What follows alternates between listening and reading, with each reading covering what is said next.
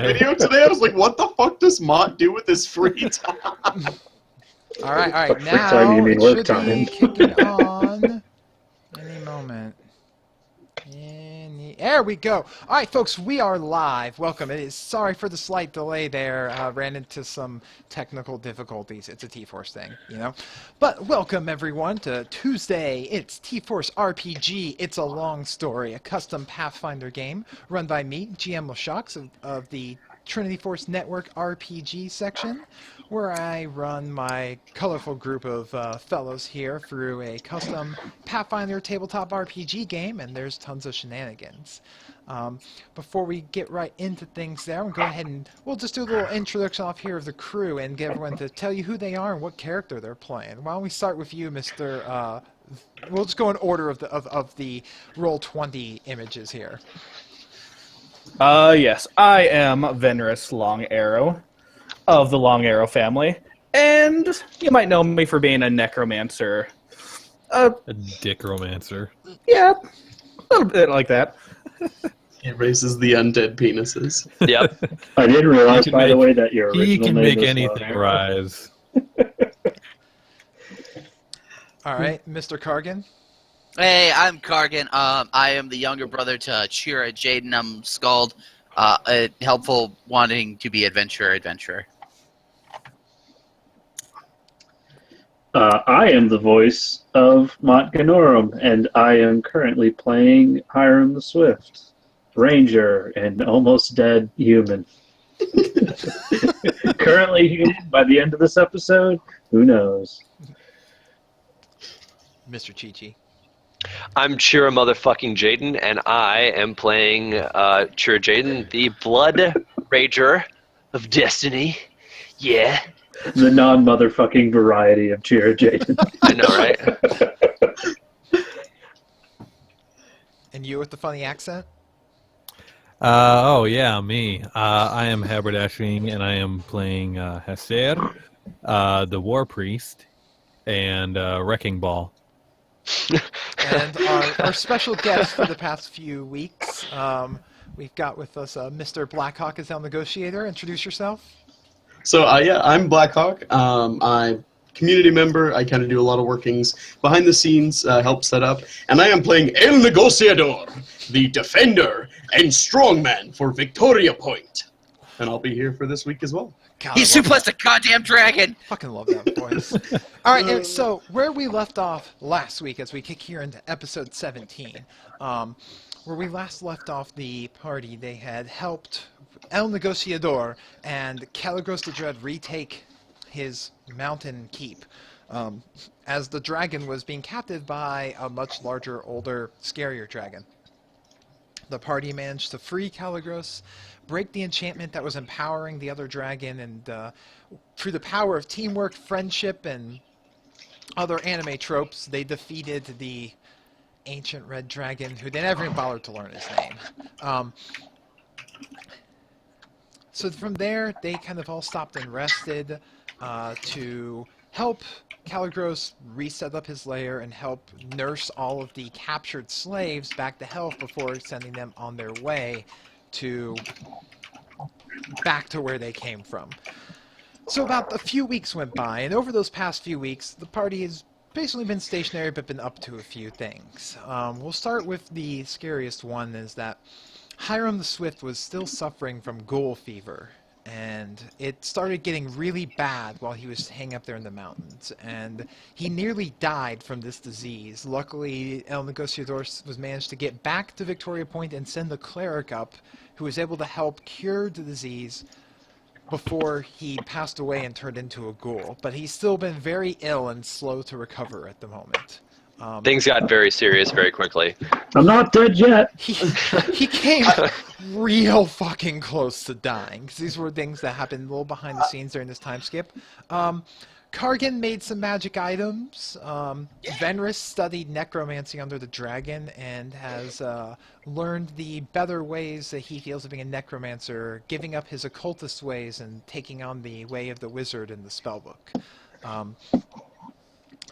And a lot of letters were sent out between Venrus and his family, between Hasser and Magnus, where they learned that Magnus is actually supporting the rebellion now because he too got held accountable for the assassination attempt on the king when the whole party was wearing his logo on their gear. So Which Mott was Yeah. nice enough to tell me that I called that however many episodes ago when that happened. episode Yeah, 7. it was episode 11. You said it was Magnus's Magnificent Rebellion or something like that. So, where now we reach the party is they've gone through this time, and Caligros has agreed that he's going to transport them over to the spot of the Independence Festival, which is celebrating the independence of Victoria Point from Grolus, where they hope to be able to woo El Negociador and any other peoples of importance into supporting the rebellion, as well as attending the festivities and having a pretty good time. So that day arrives, and a weak, a kind of stiff and frail Hiram is ready to go, with Brahm by his side, kind of helping guide him. His muscles are a little atrophied from everything. And the Caligros, basically gives them all a lift upon his mighty winged back and flies them over towards near the point of the festival. Not too close, so not to freak people the fuck out from a giant red dragon flying around. But the festival happens in a midpoint between Grolus and Victoria Point, right where the grasslands and the desert kind of meet. So it's kind of half on the grass, half on the desert, to represent very symbolic, where the two meet, and there will be tests of strength, and various people from all over come around because it's kind of a big deal.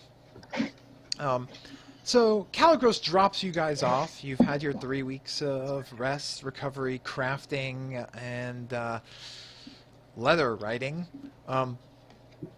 And Picture there before sending. you, use and picture. Oh yes, I forgot about the picture sending. Oh, that was best done The off dick stream. pic. But more or less. And yes, there will probably be arm wrestling, of course. So as the dragon lands, a messenger is there waiting for you. Basically, he saw the dragon coming and ran up, and he is one of the blue masks, and he bows deeply and says, "Greetings, TFAPs. I am Rickard, and I am supposed to escort you to the tent of El Negociador, where he requests your presence to dine for the evening before the festivities begin." Oh, wonderful. Ooh, lovely. Lead on, my good friend. If you would not mind following me. So, he kind of leads you over through there, and the full festival hasn't truly started yet. People are just getting in, setting up their tents and everything. All the VIPs are setting up their extra places, dignitaries and whatnot from other city-states and everything. And he leads you over to the one that's already set up for El Negociador, which is kind of evident because of the giant Victoria Point flag on top, and the tent is just filled with imagery of El Negociador and his many, many triumphs. Shows him wrestling a dragon. It shows him wrestling like 10 men at once. It's like looking at an old painting of the labors of Hercules, except for it's El Negociador. So Pretty sweet. he opens the tent flap and gestures for you all to go in. Yeah, we'll go in. Yeah. All right. I have Venrus number 1 head in first, and then me along with him. Oh my god, I forgot about that. Wait, what? I'm sorry. So Venrus, using his newfound necromantic might, has taken a skeleton and molded it back into a zombie-like corpse, and then molded the corpse to look exactly like him. 3 to be exact. 3. Oh, So man. he has 3 Venrus necro doppelgangers that are just zombies that look exactly like him. It's I a Not hate little this. only weird. that, but I also have an owlbear that looks exactly like me. Oh god. However, it has claws. I forgot about that part. With like the same stature? Like, is it still like fucking massive. Oh yeah, it's still large. It's a large size Venris, and It's a hulked out Venris. it's kind of creepy. You guys have been a little disturbed by this, by the way. And, Bank is in tow and everything. Though lately, Bank and Venris have seemed kind of uncomfortable around Bank. He just hasn't said why. So, you walk in there, and there you see El Negociador sitting at the table. The head of the center part of a table. But there are, 4 long tables with seating for probably near 20 people all around this table, if not more. If you could do a quick head count, I'd say 25. And there he, El Negociador sees you enter and bids you welcome and to sit, as in the way that only El Negociador can do. Welcome, my friends, the T-Fappers! Hello. I take a seat as quickly as possible. I'm exhausted. Yes, take your seat. Follow in your small friend's steed. Come join in the food and drink. This is for celebration. So I enjoy in the food and drink. all right, so you guys sit, and they start bringing you food and drink, and there's still a lot of empty seats all around the table. Do you guys sit at the same table as El Negociador? Because it's set up in 4 tables in a square. Or do you sit? Is there a table? There's a table with a number 1 marker on it? No, none of them are numbered. Is he at the head table? I mean, he would be at the far back table from the entrance, where he has a clear view of the entrance. Okay. Yeah, no, I'm going for that table. All right, yeah, I'll so sit close to him. So you guys go and sit next to El Negociador. You sit at the table beside him. Who is actually sitting on his left and right? The pasta call dish right. sits nowhere near me. What's that? The 4 or 5 long noodles, the pasta dish sits nowhere near me. No, actually, I'm actually sitting in the corner with my doppelgangers. Actually, All right, you do that, Rigatoni. So there's a pile of Venrises just huddling in the corner. He had to make his own friends. Oh, You guys are God. soon becoming the, This is what happens the when you're anime an kids only who ninja run to lunch. When you're an only child necromancer, this is what happens, people. The problem is eventually he's just going to make replacements for all of us and sneak back to the rebellion. Gang not all here. So you guys are I thought sitting. Ben had a sister. They bring you fine meats and wine and ale and fruits, and it's fucking a really good food. Yeah. And then before you know it, Rickard steps back in and goes, "Sir, your next guest has arrived. Would you like me to introduce them? Your judgment chief." Ah, yes, bring them in. Who is in my court? He straightens up and says, "Announcing the Sorcerer of the West, ruler under the mountain, and High Sovereign of Robtug's Rest, Lord Robtug." Hey. And entering through the flap of the tent is a very flamboyantly well-dressed half-orc with smoothly groomed hair, and followed by a team of 3 variously dressed, armed, and armored women with him. Oh. And he... Good to see the squad still there. And he throws out his arms and says, "Welcome! Greetings, everyone! What a fine festival and a great time to eat, isn't it?" El Negociador, do you know this flamboyant orc? Robtug, yes, I have heard of him. I sent word of him to arrive. He has an encampment now, you know. Small place. It should grow. Yes, we are attempting to become the next city-state, if you will, thanks to a new mountain range appearing overnight. We had a bit of trouble with some ogre tribes, but we took care of it.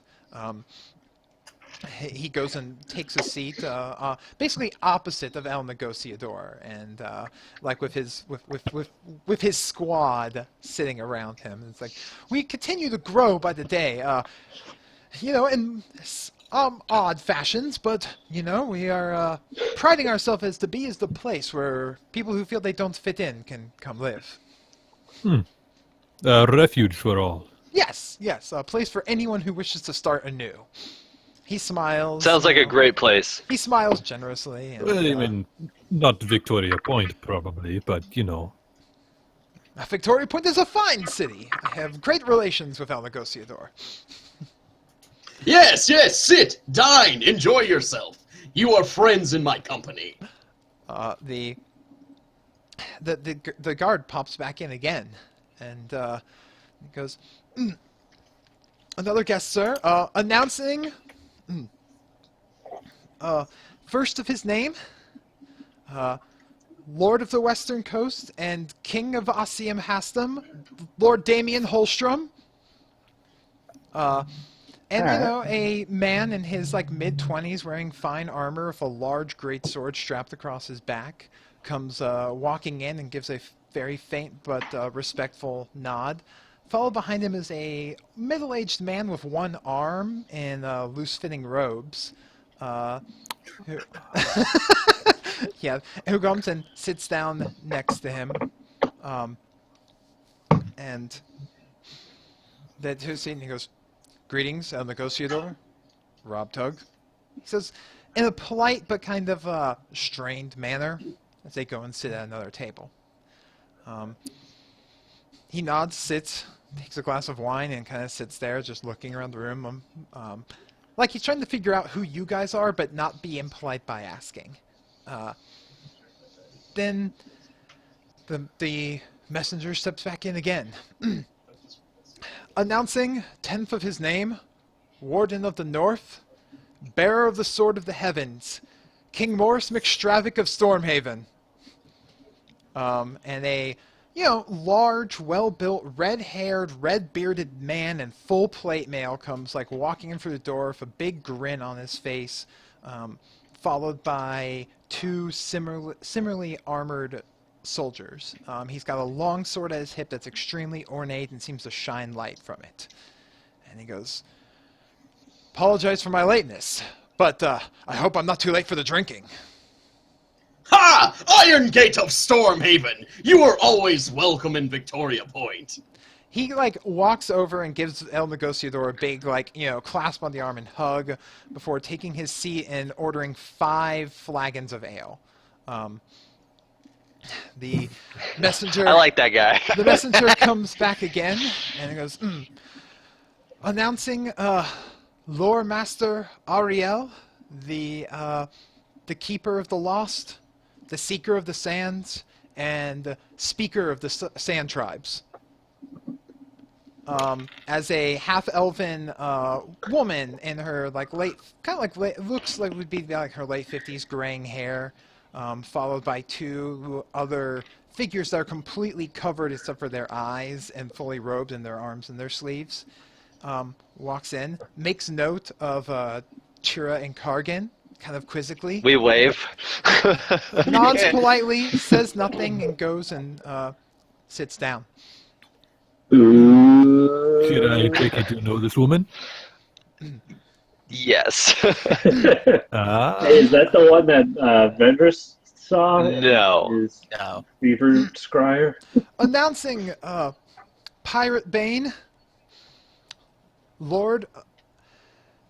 Pirate Bane, Lady of the Sands, and Queen of Quoher.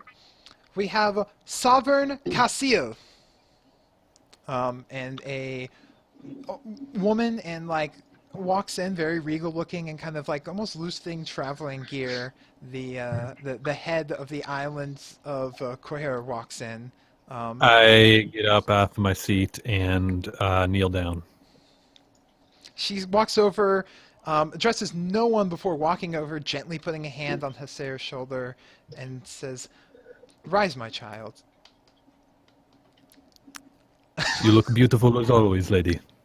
She feigns a blush and says, "Oh, all champions of Garako are. If only all champions of Garako were so fair-worded." smiles at Negociador, takes a seat.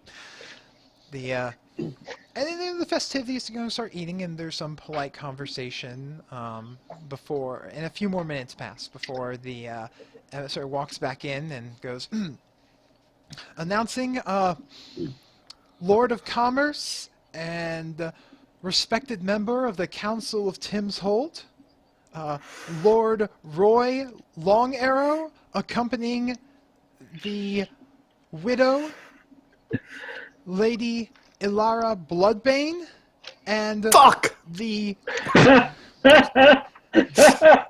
and Prince Gregor II of his name of Ternog.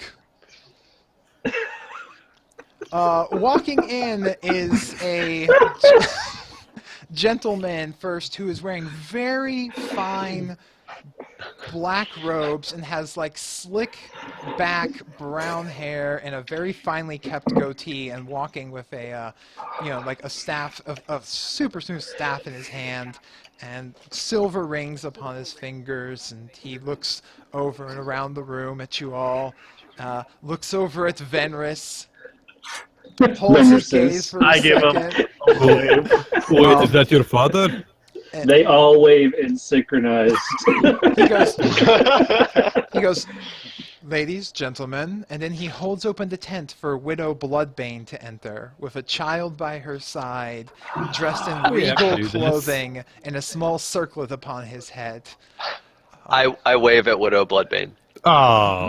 Episode 19, real consequences. Episode 17. Episode 19, you made your bed, now sleep in it. Twitch. If we had known that killing him would lead to awkward dinner parties, we never would have done it. That's not true. I would have killed him again in a heartbeat. Lord Long greatest Arrow goes, I apologize that the Queen could not make it herself, but I hope that my attendance is enough to speak for Tim's Hold. And he looks over and he goes, son, and I believe you and your allies are familiar with the Lady Bloodbane, and maybe less familiar with Lord Gregor II. Yes, I brought her to you under your care, Father.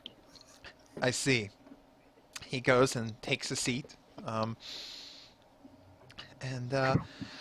It's a little awkward for a moment there before the answer comes and goes, runs in quick, goes, I'm sorry, announcing Lord of the Coin, Master and Tinkerer and Inventor, Lord Regent Thomas Marshall of Avalery. And a, young man, 20 years old, walks in, more or less swagger walks in. He's, wearing... He looks like he literally just stepped out of a workshop. He's covered in soot and dust and gunpowder and has all these gadgets hanging from his belt. And he goes, hey, everyone! Just casually comes in and walks and takes a seat. And lastly... presenting Warden of the East and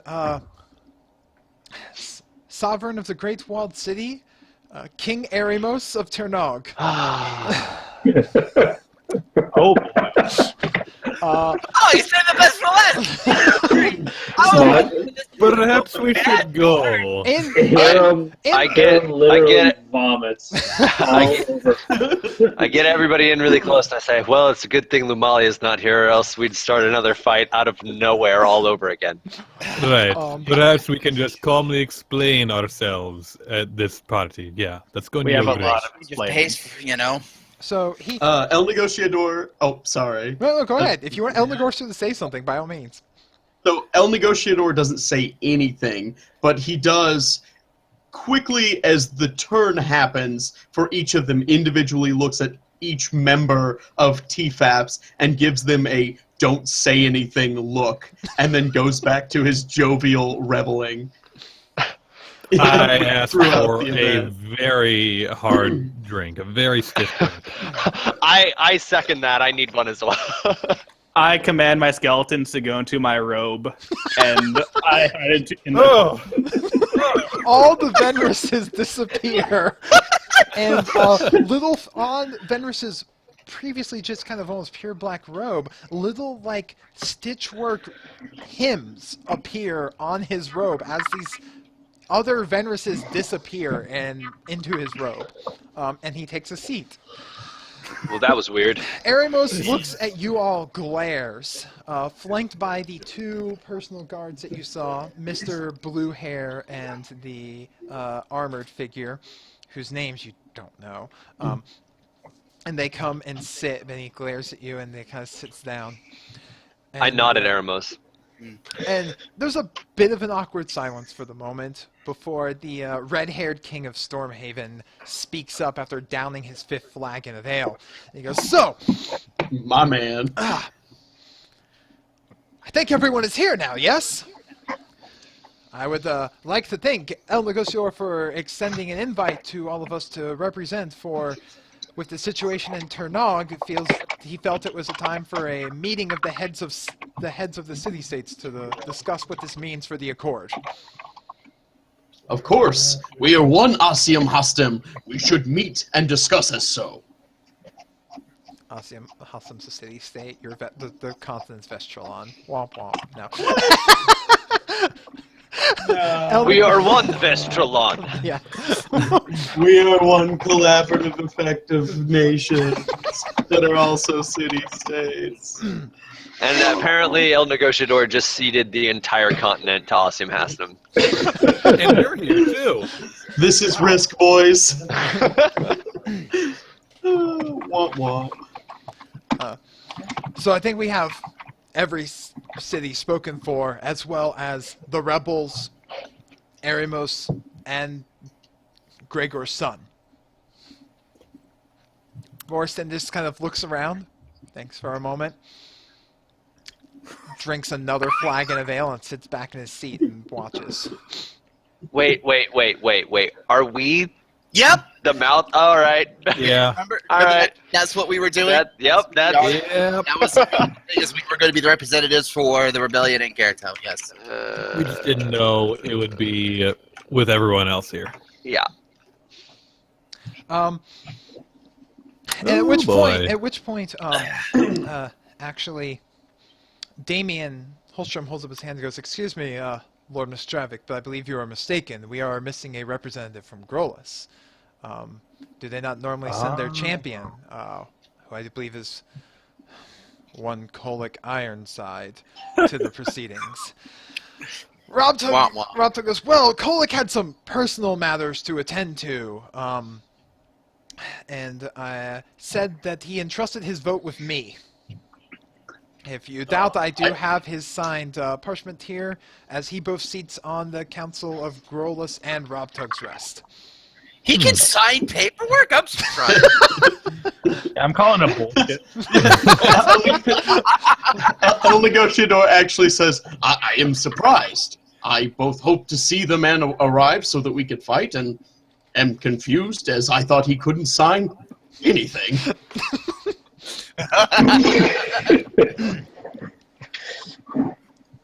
Well, then they said, "That is fine then. I would rather not be reintroduced with Mr. Ironside from the last time I saw him." And the one arm goes, "Neither I. Last time I saw this champion, he cut my arm off," as he looks at the stump of his arm. That sounds notable. Yeah, that sounds terrible. Sounds like a keeper. God. Good I'm time. sorry. Alternate realities, but guys, we're reminiscing for a moment. Okay, so everyone's here at a nice little dinner party to. What are we doing again? Hopefully not dying. Yeah. I'm sure. I'm trying to avoid eye contact from my father, but So, as representatives, we have not just assembled to eat and to drink, though we may want to through the night end. I have assembled parties here for a discussion. It is no secret that there is a bit of a dispute between two active parties. Three. Three parties. All claiming ownership of the throne. I now offer this up as a neutral floor for discussion. before we vote on who should be the true ruler in our support as council members, we offer that you present your argument for your case. At your mention of that, Morris stands up and holds his sword still in the sheath. He goes, "And does the representative from Grolus in this shared area declare this also to be a neutral, safe haven meeting ground?" And Rob Tug goes, "Yes, that is pleasing for all parties mentioned." Morrison hops over the table into the center of the area between the four tables, takes his sword out, and jams it into the ground. There's a flash of light for a second, and a circle of runes appears all across the ground underneath you all, as he then nods and hops back over to to his seat. Can we What was spellcraft that? Yeah, I'd spellcraft. probably Absolutely, use, you can Zone spellcraft of that. Truth. All right, that is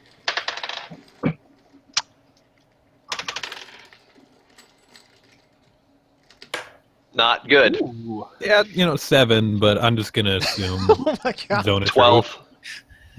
Yeah, 29. Okay. 22.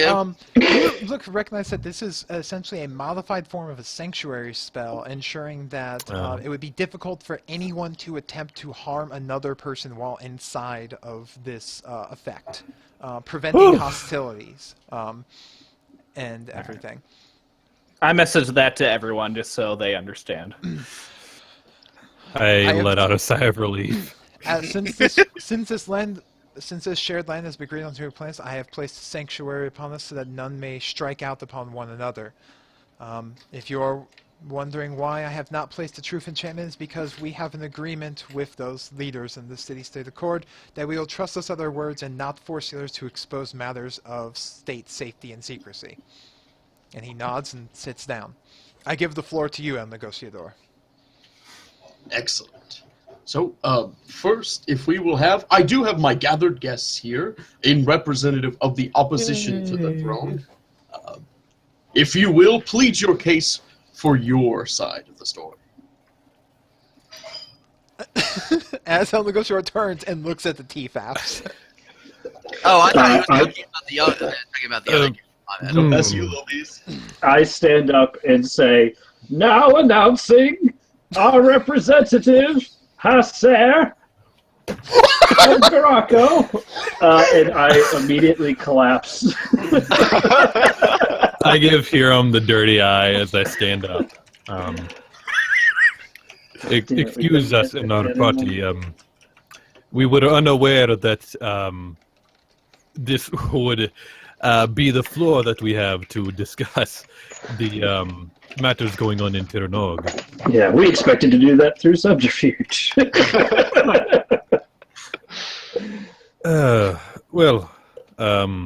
Seeing that everyone is gathered here, including Erimos, how do we start this?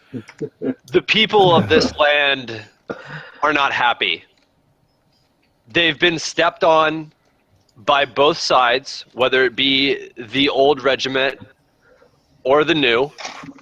And just through our travels into this area, which we sort of fell upon more than got involved out of our own free will at first,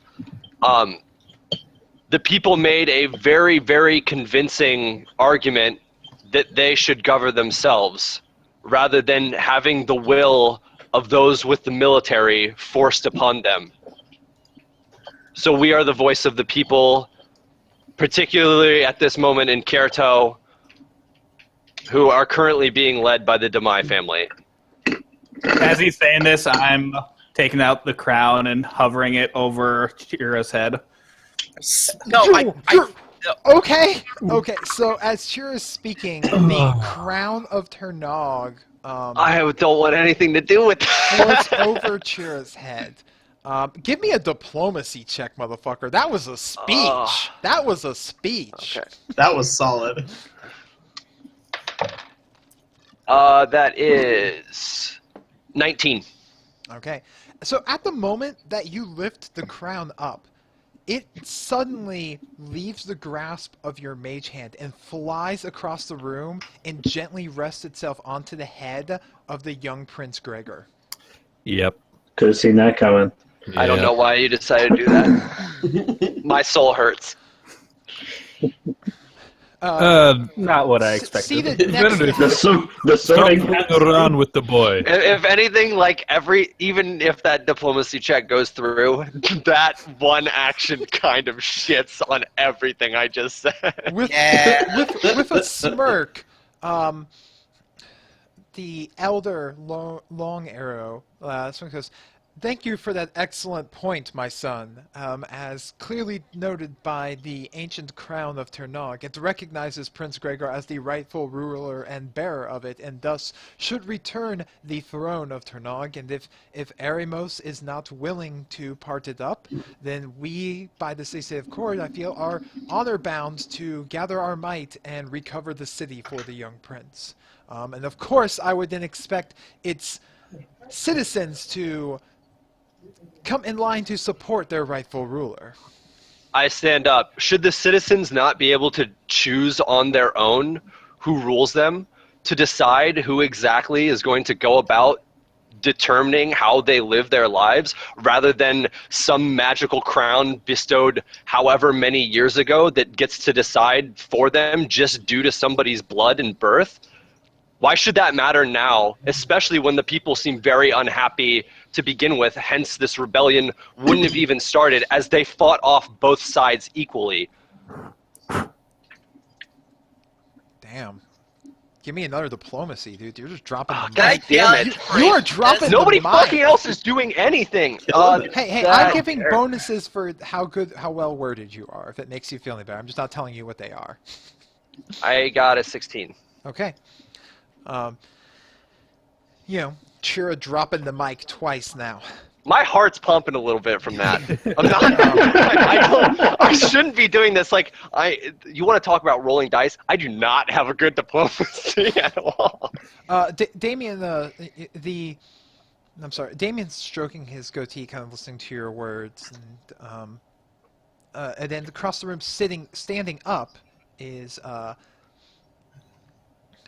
Lore Master Ariel of the Sand Tribes, and he goes, "Though that he may be in exile from our people, I do believe this young man speaks true in his words. We of the desert have always lived in a way that our tribes speak for each other and for the best of what they need. I see this as an opportunity for us as the Council of Sovereigns to look to what the future has to offer for our own peoples and to allow them to have their own voice. That is how we have done it in the Sand Tribes. For as the traditions kept down from us, it was the over-worshipping of a sovereign leader that led to the downfall of the Odal Empire." I bow deeply to Lady Ariel. Can I make a perception check? I want to see what Gregor is making of all this right now with the crown on his head. Do it. All right. 27. He looks like kind of wide-eyed. The kid is like 8 years old. Should I roll as well to see if I notice this? I mean, basically, anyone, it's not hard to notice. He's sitting there politely, as a well-educated, noble child would in such a manner, with his mother sitting next to him, and the Lord Long Arrow sitting on the other side of him. All right, I want to continue. If this crown who is supposed to choose the ruler, why not have the so-called destined child over there who is supposed to rule speak for himself in this situation instead of having a proxy do so for him? The Lady Bloodbane stands up and speaks. Well, the caretaker... No, I want to hear from the child. You have nothing to do with this at all. What I was going to say, sir, is that the child was entrusted into the care of my husband before you so brutally and carelessly murdered him, chopping him in half and putting his body up in display in the streets of Kerto, not even giving him unto us to take home for a proper burial. These are the rebels. These are the so-called oppressed citizens that speak up. And the man who speaks for them cut my husband down. Deny it. I dare you. Deny it. I killed your husband. I definitely killed him. Why would I deny Oh, something when there's an God. individual who was trying to lay claim and again continue the rule of who some considered to be a despot by all means? Why would I not remove someone who is a threat to the general happiness of an entire population? Is the worth of one man greater than the worth of an entire population? And would you like to yourself continue this situation and this continuance of people on the top controlling and subjugating those underneath them? Tell me not that the city of Tirnog in the past was not a 1%er state. Give me a Deny that, my lady. Give me a diplomacy roll. Or actually, I'll allow this to be an intimidate, because you're coming off rather hot off the mic. Coming strong. All right, that is a 32. She kind of looks taken aback as she sees the blood flare in your eyes as you go off on this, and as she starts to look kind of flustered and upset, Lord Long Arrow reaches up and gently puts a hand on her shoulder and says, "I believe what the lady was intending to say is that with the king being killed, usurped by the general," he says, looking over at Eremos, "that he is next in line would, of course, as with any civilized place, would have a regent to help guide him until he came of age to properly rule. Now, that of And I want to stand up at that point and say, and what is the council's thoughts on Eremos' usurpation? What of his murder of a king? What is the council's thoughts on that? In representation of the council, I believe Eremos has his place to speak for himself. He has been invited here as a guest, not as a victim, and he will speak of his own accord." Eremos nods with respect to El Negociador and stands up and says, "Yes, you speak of a people that felt oppressed. You speak of a corruption of government. And that is exactly what I came and put an end to. There are things that I became privy to as the general of Ternog. Things that I knew that King Gregor was up to that could not stand, that could not go, that no just man would allow to happen. And I acted as I was in the best position to do. I offer no excuses other than I have acted and shall continue to act in the best interest of the unified sanctity and stability of Ternog. As many of you as he looks around to the rulers, know, there are times that we must take action, and times that we must also even withhold information from our peoples for their own safety and their own good. This was one of those moments. I served Ternog faithfully for all of my life. I would not turn in this manner were it not for the absolutely necessity of what I learned." I'd like to stand up again. Sir, when we first came into Kerto and we had no idea of the situation that we were rolling into or even what we would get involved in the first place, just upon hearing the situation between the old ruler and you, at first I had favored your position as taking over and deposing the old king. But upon meeting you and seeing even how you treated your daughter and not allowing her to spend her life with her husband, and in the resistance that you put up against us, which, mind you, one of our former party members did try to kill you, which was definitely out of hand, and that's part of the reason why she is currently not with us at this moment. Bluff check. What? That's not a bluff at all. That's not why she's. That's not why she's not with you. You guys did not exile her. Well, I wouldn't know any better. I don't know any better. Like, I wasn't there. We may have as well as exiled her. And as he looks, and to your words, you can give me a bluff check and give me a diplomacy check. Okay. Because that is a, hold on. That's actually a really good bluff check. I rolled a 20 for bluff, and hold on. That is not nearly as good diplomacy. And a 13 for diplomacy. Can I inspire the shit out of that? Can you inspire the shit out of that? Yeah. You're gonna burst Yeah. out into song and then you're gonna use cast Gallant Inspiration. Yeah. Does that have verbal or semantic components to it? Just a verbal component. That means everyone will notice you casting the spell. I'll be fine. I just thought I could just say a couple things and be like, yeah. All right, never mind then. And he looks over and goes, when you have a daughter at the age of 14, and she tells you where she wants to go off and be with, again, you speak of a situation that you do not have full information about. And that is a personal matter between me and my daughter. And I raised no strike against you or your companions, or even those scoundrels of demise, until they lay a hand upon my daughter, or until your compatriot, from the members of the Old Hawks, struck at me with poisoned weapons. If I may, first, totally did not see that coming when we came and met you the first time. Okay, that was Lumalia and Lumalia alone. We do not speak for her. We speak for the people of Kerto and those in Tirnog as well. And in fact, when we had originally run into them, we were kind of on our way to warn you that somebody was coming in to attack, perhaps, and then it ended up being people we knew. So it was that whatever. all being said, I think the lady of Kirhar can stand with me on this. The worth of a king, a governor, whatever, the leader of a city, is measured by his ability to keep the peace and keep control over that city.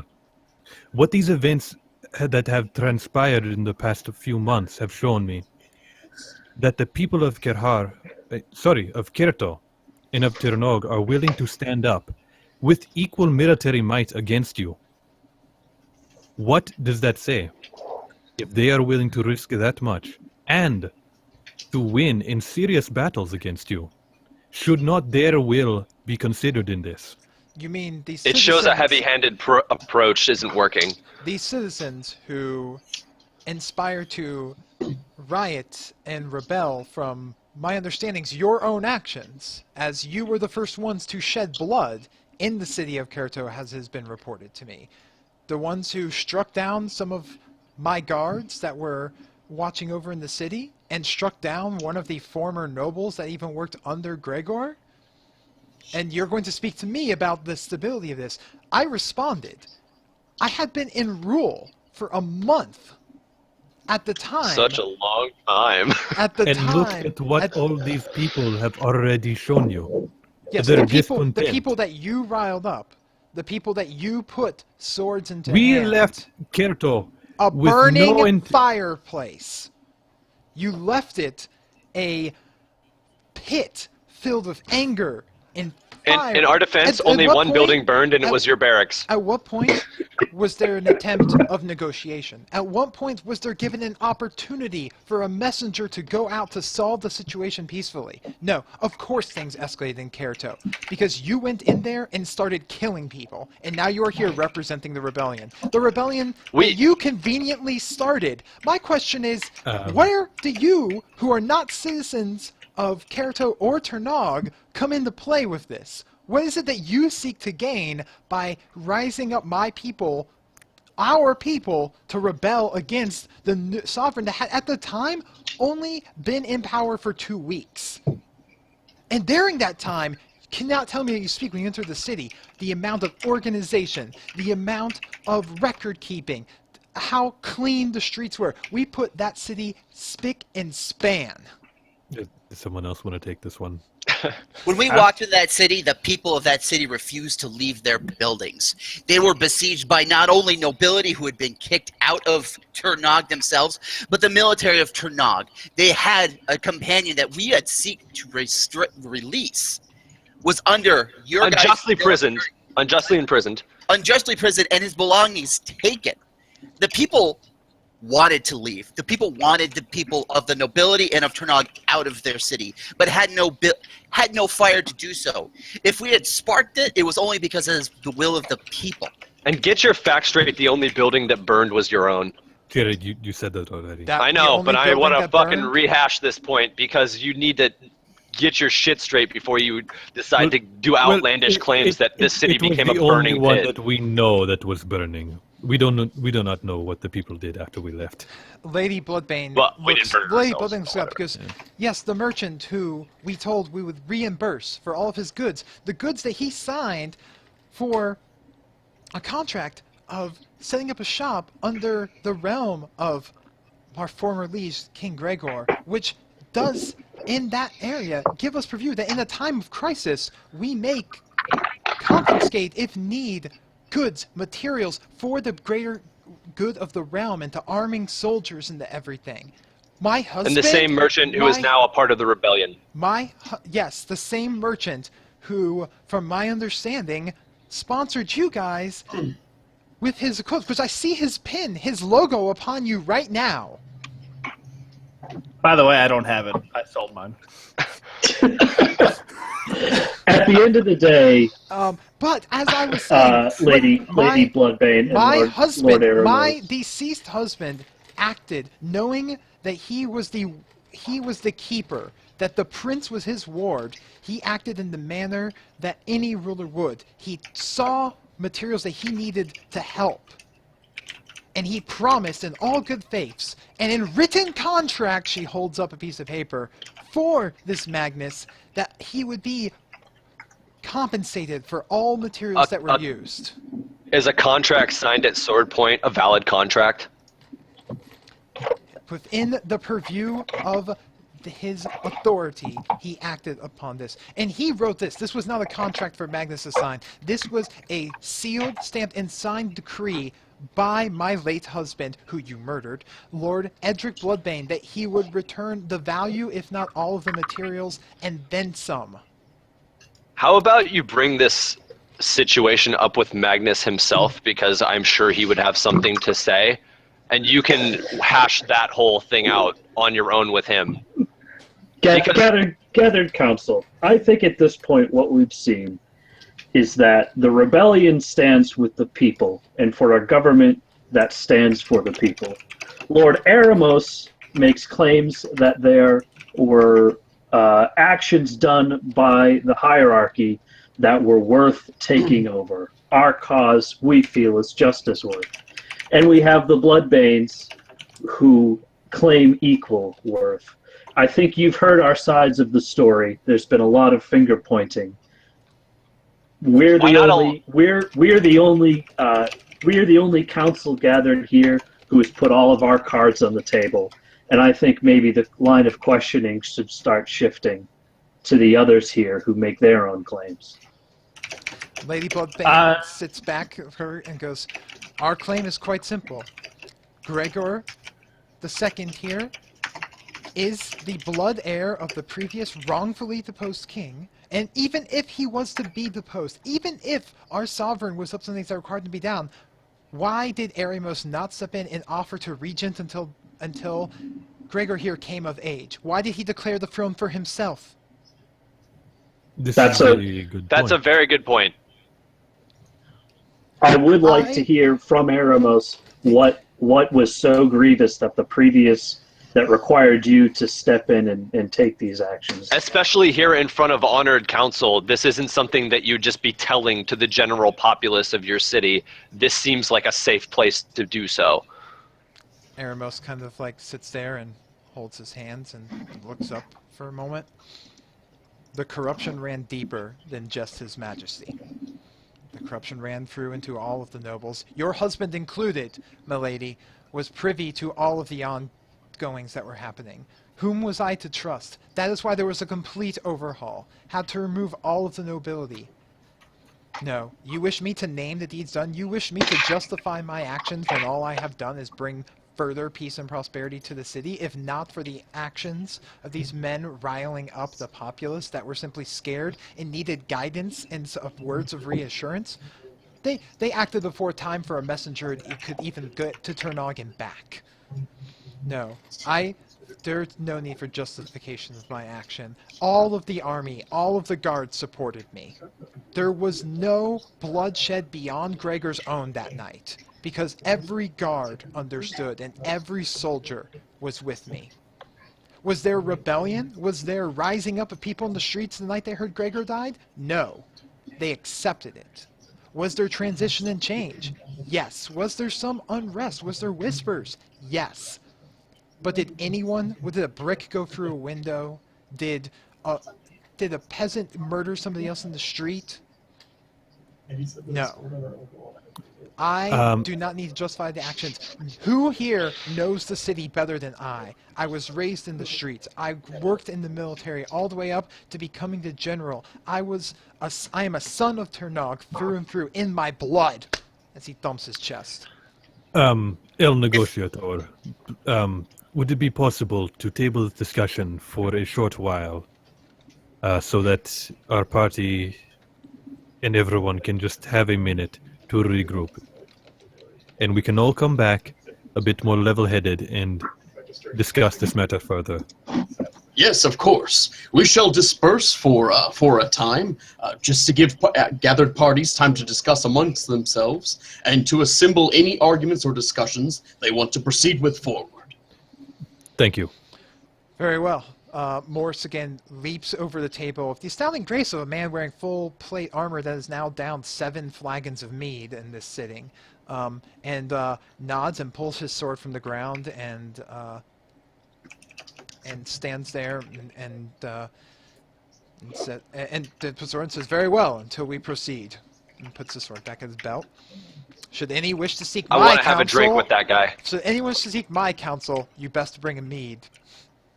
I do that. Storm guards? He snaps his fingers and the 2 guys that are with him get up and go. I want to head to Bloodbane. I think we should all talk to each other first. Yeah. Can we do that? Right away.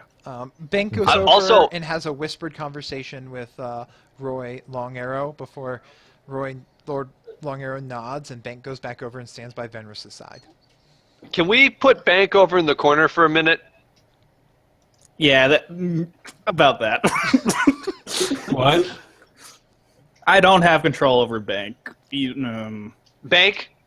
El Negociador, can you put Bank over in the corner there for a moment? He's not a part of our party, and his Venrus' father is making him sit among us. I'm sorry. I thought Roy Longarrow says. I thought this said that no physical force or harm would come to anyone in these moments. No physical force or harm is coming to anybody. We just want him removed from our presence because he is not a member of the rebellion, nor is he a voice that needs to be at our table. I'm sorry. Has he not been with the rebellion this entire time, aiding you along their side? Is he not underneath your payroll? That he is. Who is on an opposing side from us? That he is, but my son is also sitting there upon you. Was it not Venrus who sent the Lady Bloodbane to me? That is fine, but you still represent a different party. Do you not hail from the tribes and the tribes in the sand that also are speaking the voice here? Is he not a warrior priest that hails from the Kohor Islands? It does not matter where necessarily he is from. He is not a part of the inner circle of the representatives from the rebellion. We would just the like rest a of the members private here, I'm moment sure, would for agree him. with me. We hold no animosity towards yourself or towards Bank. He has been a loyal compatriot throughout, but we would like. We can't trust him. Cheer up. We would like a moment by ourselves. Gentlemen, Sir Bank is here, as are you, under my invitation, and under my tents he is a free man, and no long noodle, either which alignment, shall decide where he will go. And I'll look at both of the long noodles and say, Sir Bank is free to travel where he wishes under my tent. Anyone opposing shall speak with me. As he says long noodle, I normally get sad, but remembering the time I slayed the dragon, I yourself turn a little happy. Yeah, I'm the Bank. If you would please just give our party a moment. You understand our suspicions and intentions. You're also free for the next however long, so I would take advantage of that while you have the opportunity to. I am no slave, You know- sir. I serve under the Long Arrow family out of loyalty and agreement. There is no compulsion or contract that holds me to do fucking hate anything this beyond guy. my own free will. Yeah, I've had this conversation with him multiple times. Don't worry. I At shall this point, I'm respectfully past it. stand outside of earshot of the group. He nods. Thank Thank you. you. We Well, this time appreciate he's that. touching his chest with his like in a dignified manner, like he's hurt, but he's touching his chest with the skeletal arm. It looks kind of weird. I grab a flagon of mead and I hand it to him. El Negociador grabs Bank and says, "Come, join us in a drink, sir," and pulls him into the inner crowd of Shador's company. I love it. All right, so I want to still heading gather up everybody who's willing, I guess, to listen. In our party. So I want to get everybody kind of get in really close, like football huddle style. Mhm. And I go, okay, guys, I'm not. now, what do you think the chance that he has the quiver on him? There isn't any chance. There's no chance of that happening. I mean, he doesn't. It's not like No, we didn't you leave that on the hear him, table. He hear him, still hear thinks him. it's me. Left it in the Hear 'em. castle. stop. You're never getting that quiver. I'm gonna get I'm sorry. Here, Perhaps. It's over. here, I'll make one for you at some point, but we've got bigger problems. Yes. After hearing all of this and hearing more from Eremos. I was not ready for that. Exactly. I'm wondering, could it be possible to settle the differences between the people of Karato and Tirnog through diplomacy instead of through the sword? Well, let's see what they have to offer. I understand that, but what do we gain? What happens once? Let's say we keep going with the rebellion. We eventually go to Tirnog, and we depose Eremos ourselves. What then? Who takes over after? I believe that this Eremos speaks from his heart when he say he was from the people. I agree as well. Well, I agree. I'm in a full agreement of that. But we can't speak for the demise, because even if we do come to some sort of rational agreement They here, might not. yeah. So I think what the best thing that we can do right now is offer both parties, equally to the Bloodbanes and Eremos, the opportunity to sit at the negotiation table with the rebellion to end the war, and leave it up to the council to decide who is the just. I do not know. Ruler. And we could also decide to have all three parties again convene here in Victoria Point and have El Negociador sit as judge, as the great judge for this situation. Yes. End of the day, guys, we can wash our hands from this That is true. at any moment. We don't have a stake in the future of Tirnog. Realistically, if the rebellion gets crushed and we escape, we go over to the other continent, which no one knows about. It's not that big of a deal. I think the most fair thing to do in this situation is get everybody to the negotiation table and let them settle their differences. We're too deep into this as it is. Also, I have what was the name of the leader of the Hawks? Yurik. Who's Let- with the we could- rebels? Yurik We could also bring up. No, I mean like the old school leader, the original guy, the Raxon? Hawk himself. Oh, Raxon? Raxon Hawk, Yes. the founder of the Hawks? His spear did choose Deacon. Well, it's because he stabbed a bunch of people. No, the point. What I want to It's still the spear of a hero chose him. Like, if you want to talk about magical items choosing individuals for positions of greatness, that item did it. Here's the problems I have right now. As much as I'd like to come to a peaceful resolution and everybody walk away happy, I doubt that's what's going to happen. Yeah. If the people of Karato were angry enough to start a rebellion and continue to fight with said rebellion, there is something to be said there. And honestly, I doubt Ariamos is going to offer much in terms of the way as parlay and as some diplomacy to.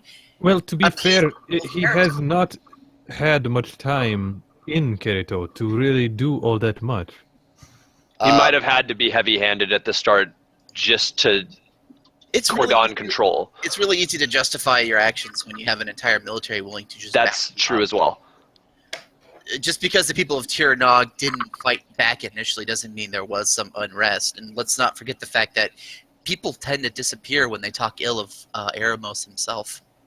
Yeah, but realistically here, we're fighting two other armies with half of an army on our side. We Right. need to get one half of this party into our camp so that we can focus our efforts against the other. Because Well, it's just yes, it's just not going to work. If you'll excuse me for a moment, there is someone I need to talk to here. Do you go to speak with the Oracle? Because I who? need. No, he's going to talk to the Lady of Kahar. Yes. Yeah, Yeah, Castillo. no, I need her. I need magic. But And what? healing. What? You've been healed by a cleric.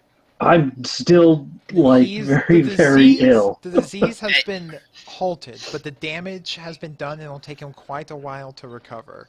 For those of you wondering from a statistical standpoint, he took so much damage from the disease, he's currently at a 3 dexterity and a 3 constitution. Yeah, it wasn't great. The negotiators' clerics told me it would I'm not take me three months of bed rest to recover. Yes. Please, if you will, just give me a moment with her, Hang on, check and then that I will out. come back to you. If Just there's ask, anyone please. else that you I- wish to talk to in this room, please do so. We can reconvene in a few minutes. All right. I Just want to go please thank the Lady of the Sand Tribes. ask her. Yeah, Ask her about. Oh. Ask her about healing. I need it desperately. Also inquires to who has elephants. Unrelated question. So, oh god. All right, so Name I. Yeah. you're going off to visit Lady Castillo? Casil, okay. Which I had Pirate Bane, Lady of the Sands of Kahar. she's famous for her harsh stance on taking out pirates. Cool. Ask her about Tig. Yeah, not right now. Yeah, I want to go talk to her. The council's all in, hanging around the tent. People are sitting there. She's currently having a quiet conversation with Damien Holstrom. The two of them are chatting. They're also the closest neighbors to one another, besides from Avalry. But Thomas Right. doesn't seem to be talking to anyone. He's sitting on the ground tinkering with something. Yeah. She and Damien see you approach and turn in regard to, and politely nodded. Damien politely nods to you, and she goes, "Yes, my son, Hasser. It is. How can I help you?" Lady Casil, could I possibly trouble you to speak with me for a moment? But of course, my son. If you would excuse me, Damien. He's like, "But of course, my lady," and he kind of gives a deep bow, a deep respectful bow. My lady. And you guys kind of walk off a bit to a space to yourselves. My lady, it's been quite a while since I've been back to the islands.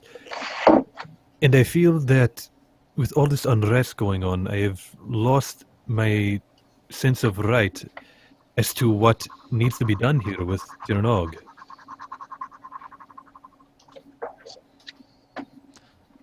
So I ask for your guidance, please.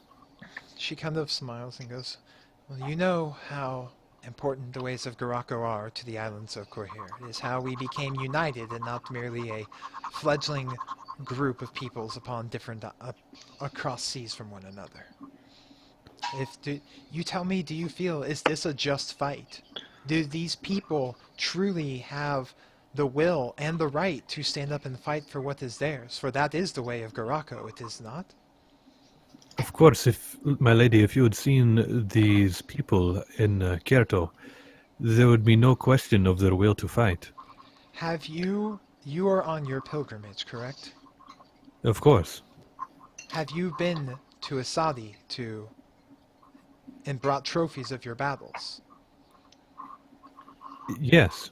Have any of them been battles that you have fought upon behalf of this rebellion? Not the trophies that I brought. No. Then I can give you no further insight into that judgment. If he had seen trophies that you had from battles you had fought on behalf of this rebellion and deemed them worthy, then you would know that Garako's sight was upon you. But The as second far trophy was. the second trophy was from fighting No, it the wasn't. bounty hunters that were after the Hawks. Yep. That was to help the Kerito. Too indirect. Eh. That was not a fight that he had to do, essentially. Like, but anyways, I'm not going to go into the philosophy behind it. Would not a dragon scale be an apt thing? We are here as representatives of Kerito, and we did destroy a dragon. She's not a Sabi. But what does the dragon have to do with the rebellion? Anyway, Because the only reason we're here is because of the rebellion. Table talking. If We've the got a head conversation didn't- going on here. She goes, Well, I'm afraid then the next time if I bring a trophy, it will be too late to make a decision. that decision it seems that the fates and the gods have put upon into your hands. I am here to vote for what I feel is the best of our people, but you are on a pilgrimage seeking the way of Garako. That is a way that you must find in your own heart and in your own arms, in the best way that you understand his teachings. If you follow correctly, my son, then it will lead to righteous glory and righteous combat with only the right means at the end. If you are following astray, then the path of Garako will lead you to your doom, and not in a glorious way where there will be honor in your defeat. I will thank you. speak upon the good for the word of the islands and what we feel is right, but you are an individual man, as is the ways of Kohar. We are all responsible for our own actions, and if you are speaking on behalf of these rebels, then you have taken their cause upon you, and it is up to you to decide if this is the right cause or not. But do remember, as in the ways of Garako, you only raise your weapon for when the moment is right and the time is just, and that the strength of arms is the means to prove your righteousness. I thank you for your wisdom, lady. She smiles and reaches for your hands and touches the side of your face and kisses your forehead, and but gives you the like a blessing. May Garako be within your arm. And also with you. She smiles and goes back over to talk to Damien. I like that NPC, by the way. So I Haser, like that, but I don't. right, it doesn't help you. Haser walks back over, not looking more troubled and not so much confused, but more uncertain of his action and his cause. Right. Is there any other council members anybody else wants to speak with? Yeah, I was there at Bloodbane the entire time. Okay, so Venris, you have approached Lady Bloodbane, who is sitting there talking with your father, and making sure that the child has food and drink and everything. Venerus, a little bit more serious than usual, will walk up to Bloodbane. Thou, Miss Bloodbane, I'm sorry for the trouble my party has caused. Know that their actions do not reflect my own. I was wondering, how much did Magnus owe you, exactly? Magnus did not owe us anything. We were simply seizing his goods for the use of fighting back to reclaim the throne. Any and all of those magical items would have been useful to the cause. We would have returned them to him, or the amounts of money that was with him. He had owed us no money. But as he had promised to follow the rules of our city when he would set up shop there, then his loyalty was owed in that manner. I understand. Certainly, Well, son, your father says. You must understand what loyalty means in such ways. As you know, Father, I care not for the politics of this world. Oh, I only value knowledge. I am well versed in your views and manners of loyalty. Father, if you wish to talk later, we can talk one-on-one. Until then, let me speak to Miss Bloodbane. Very well. I will give you this moment. Milady. And he nods and steps away. Well, there's not going to be much else, but here. He says out loud to himself. Take the crown back. Take the crown back. Oh my god. I need this. Thank you. To show you my sincerest apologies, I would like to give you 4,000 gold in hope that this may help you and the child in any way. 4,000 Oh. gold. Do you wish to think that this can pay for the death of my husband? Or have any impact upon that which was rightfully held by our family for generations? We were nobles. My husband was the chief advisor to the king. And you come throwing paltry gold at me after you and your party helped murder my husband? It was more of a jest of, I will do anything in my power to Surely help this you. is a jest. Clearly you must be joking. There is much that you should learn from the ways of being a nobleman from your father. I understand you're still grieving. And with that, I will... That's so condescending. Oh my god. Oh my god, you're a dick. If this is all that you have to say to me, I bid you good day. You know, or you should, who the rightful king of this city is. Your father knows. Your father recognizes in doing all in his power, and all of the power of Tim's hold that he can manage to help put Gregor back on the throne. To Tanag, I will where let and my how it party belongs. decide what will happen. But I will not either help or not help. No. So that's I have become a nihilist. I hear she kind of What a like rolls soothsayer. her eyes. I hear that you fancy yourself a necromancer. You must be toying with all the skeletons to try and find the spine. And turns and walks away. I open up my bag. Oh, wait. I open up my bag, and a vendor's head pops out.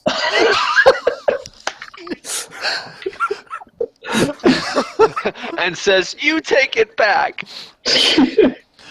She walks over, back leading this child Gregor over towards back towards your father. I go back to the party. Would anybody else like to be disheartened talking to a council member? Yeah, why not? Let's go talk to the stand driver. Yeah, we're gonna go talk to. All right, so the two of you go over and you approach Lore Master Ariel. She is sitting there having a small conversation with Morris, who is joking, laughing, and drinking like he is just drinking. And she's like looking at him, smiling kind of fondly and amused as he's telling some sort of story about slaying orcs in the north. I want to bring a flagon of mead with me for him on my way over. Oh! They look and smile, and he goes, "Son of the Sands, welcome!" Hail. He reaches over with a large, gauntleted fist to, shake your hand. I shake his hand. And he takes the flagon of mead and begins downing it. Welcome, my children, the lore master says. Thank you for your kind words, though I know our situation has been... Complicated. Complicated is the best way to put things. It means a lot that you were willing to say what you did during such a tense moment. I may not know the reasons for your exiles. That was determined by your tribe, as such as every tribe's purview. But that does not make your words any less true. And it is with, for... She kind of looks kind of wistfully off to the side from it. It is Melee's way that we always look at moments where there are chances of redemption and second chances, and that is how we've guided our people for generations upon generations since the Great Reckoning. And what is your thoughts on the people of Kerato in this trying time? There's our thoughts, and as always, is that one should always strive to do right by the gods and by their own people. Everyone should have the right to guide themselves upon their path, but while always being mindful of the damage they can do to others around them if they stray too far into their own selfish wants and desires. She kind of looks into Chira's eyes at that moment, and you feel like there is something like she is burrowing into your soul with these like pale blue eyes. As I she just says smile that. back at her. Does he have a you guys saw that right moment of flashback? Just all the you guys saw that right moments up until now.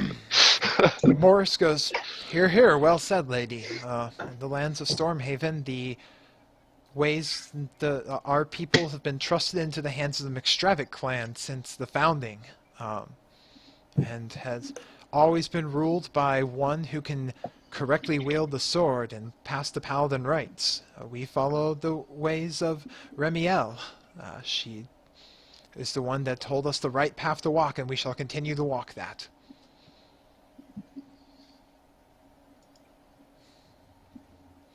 So she turns to you. So, we are here merely mostly to hear the words, as the whole of the tribes must speak fully for itself, and I am here merely to gather the information and relay it back. But our word will always be that the people should speak for themselves, and that we should strive to regain harmony and under the gods, and to always look within our hearts and find the correct answer. We understand. My brother and I are at this moment sort of our own wandering tribe, and it seems the group that we're with at the moment has been added into that small but trusted group. And hopefully we can maintain this for as long as it lasts, but as things change and as you must adapt to any situation as out in the wastes, situations might arise later that would do, or at least change the paths that we might all walk. Thank you for your words. We much appreciate your insight into this situation. Well, remember, brothers, I find it... Perhaps it is merely chance, but to know that your tribe and your line is descendant from both the one that helped lead everyone's peoples astray, but was also the first to seek redemption. Remember that lesson, for it flows within your blood. Blood Ranger Of destiny! To that, Morris looks a little confused and just shrugs and takes another drink. Cheers. Since no one's asked him to walk away from this conversation.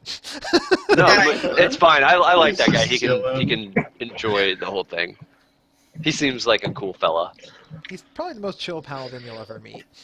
I would think so. All right. Well, I think that's enough for this conversation. I think we'll take our leave. Thank you very much. Well, since everyone else got their chance to go and talk, Higher of the Swift gets up. He's a little weak on his feet, but he takes a big breath, pats Brahm on the head, doesn't say anything to Hasser, and turns his body in the motion towards Eremos. Oh, I go after him. I go after him. Oh, God. So you start I start letting him hobbling have this towards Eremos, and Hasser's like, whoa, whoa, what are you doing? What are you doing? I would assume he's doing this when Sarah's talking. Is he? Probably. I mean, he said, and I I'm just quote, saying. say nothing to Hasser. And since everyone else has gone off and talked. But we'll let this happen. We can let this happen everyone was off talking at the same time, for clarity's sake. Yeah. Yeah. So you hobble over in front of Eremos, who is having a conversation with Rob Tug at the moment, who seems to be kind of like listening intently. If you have a spare moment, Lord Eremos, I beseech your counsel. Oh god, you're gonna ask about the fucking quiver. Yep. He kind of What were turns and looks, and he looks at you. And what questions would you have of me? I nod to Rob Tug and respectfully and kind of don't say anything because I'm really fucked up right now. Eremos, I don't know if you remember me from the castle, but I did win your archery tournament, and I know things are a Yep. little tense between us right now, Yep. and I'm afraid I don't have long to live, but I want Oh token. my The god. little Timmy approach. Oh my Can I get a God. bluff check from you, motherfucker? I already passed this bluff check. You need to make another Oh one. god, yes. I will roll a bluff check. Just because you keep telling the same lie doesn't make it easier. That's a 10. He looks at you in the most perplexed face that he has ever done, and Rob Tug just starts fucking laughing. He's like, the contest never happened. It was interrupted by the rebels. I remember you. I collapse. I collapse on the floor, exhausted. He kind of shakes his head and walks away. I actually want to talk to Eremos. Can we all like reconvene first? Yeah. So I am on the floor. Rob Tug helps you to your feet and guides you back over to your parties and starts laughing about how you must have the biggest, lowest hanging pair of balls to ever grace a human. And No, as he you doesn't. guys- Rob, hold on. I do want to speak with Rob Tug quite quickly. Okay. And I say, Rob Tug, I don't know if you can help me, but I need a healer. I am very weak, and I have gold. It's all I have left in this world. I need help, man. What is wrong with you? Oh, that's funny. Kinda looks at you, motherfucker. I was He's got by plague. I was bit by a bat, and I fought a Ebola. dragon, and Rabies. I'm going in and out right now. I don't know anything about this. Okay. You got. Okay, wait. You got a disease? Yes. I had a disease. I've been cured, but the damage, What it type hurts. of disease? Everything hurts. What bit you? Can I like, I don't know, motion for someone who would know, because Hiram doesn't know anything about it. I'll walk up. I go, What is your friend rambling about? Rob Tug says. He got bit by an undead bat. A He's scaveling? been ill. Yes. One of those. Thank you. Okay, come on. Help me with this guy. He's heavy. Yeah, I'll pick him up. He I'll starts- pick He like a giant baby. he helps you carry him over towards Morris, the king of Stormhaven. And he goes, Lord Mischief, I hate to trouble you, but it seems our friend here was bitten by a scaveling and is rather worse for wear. Do you, by chance, able to help him? And Morris looks over and goes, and puts his, his beer. It's like, sorry, like, would you hold this for me? And Lord Master Ariel like smiles and holds it, and he reaches over and goes, as long as you are not full of wicked and evil intent, this should help you. As he starts extending his silver gauntlet towards your face with the hand open. I start kind of pushing over. He'll be fine. He reaches over and puts his hand upon your forehead, and there's like a light seems to flood from it as you feel your body being filled with positive energy and holy light. And it begins to fade away. You gain. What you do, however, is you gain back 6 of your Constitution and Dexterity. That's nice. So you no longer So you're at 9s now? feel like death. And he's like, that should help you some. You are by no means a wicked man, but I would not call you a good man. Well, all I can do is try, right? He goes, holds up, he goes, the gauntlet makes its own decisions and judges you in its own way. And if it has only healed you partial of the manner, it is because you only deserve partial of the healing. He actually like pats you hard on the shoulder, but fear not. Every moment's another opportunity to prove yourself worthy. At least now you can stop hobbling about so much. Fair enough. And is there are there servers, waiters, waitresses? Yeah. I want to order an entire keg of ale and just have it brought over to his table. Okay. They go about it. And as you guys go back to reconvene, we're going to go ahead and take our break here. So we can split into the recording. For those of you in podcast land, this will be the first part of episode 17. So hang in there with us. We'll have another episode coming out later in the week to continue it. As well as, remember, everyone, you can check us out on social media at TForce RPG on Twitter, TForce RPG on YouTube, and TForce... And, of course, at TrinityForceNetwork.com, you can find some of the RPG section there. And email us with any questions, comments, feedback. Love us, hate us, at TForceRPG@gmail.com. And we're on iTunes. Rate us on iTunes. Let us know how we're doing. So, and those of you in YouTube and watching us live, hang with us for a bit while we clip the audio, and we'll be back in a few minutes. Bam. All right. And those of you who are watching live on, or those of you on YouTube also get to hear us kind of slightly banter in the middle here while we export. Do you know how fucking hard it is to sit there when nobody's saying anything? It makes me feel so, I have to do something. Well, you didn't really give us much of a chance. You give me a half a second to say something and you just go. Yeah, I think you just like doing that. You took too long. There was half a second isn't long. It was like 7 to 8 seconds of silence. No, it wasn't. No, Yes, it was. You went immediately. DM confirmed. It was a half second. It was like, I think I handled things pretty well. you did fine. Yeah. By the way, on the plus side, I now know what I have to do, and it's going to be epic. Bloodbane shot first. No, he didn't. We approached the end, and arrows came out. You stabbed him. No, you approached the end and crossbows poked out the windows. They never fired at you guys. I'm pretty sure they fired at us. I We basically stabbed him in the back. Listen to the episode. I love saying this. I love saying this because I say it all the time in defense of what we do. But in our defense, he did assume we were on his side and then just kind of like corralled us to, as he tried to get other people to fight for him and acted like we were helping him out. I mean, you also never gave him the opportunity to talk to the mob. Yeah, you just kind of split him in half. And I did do that. I definitely did that.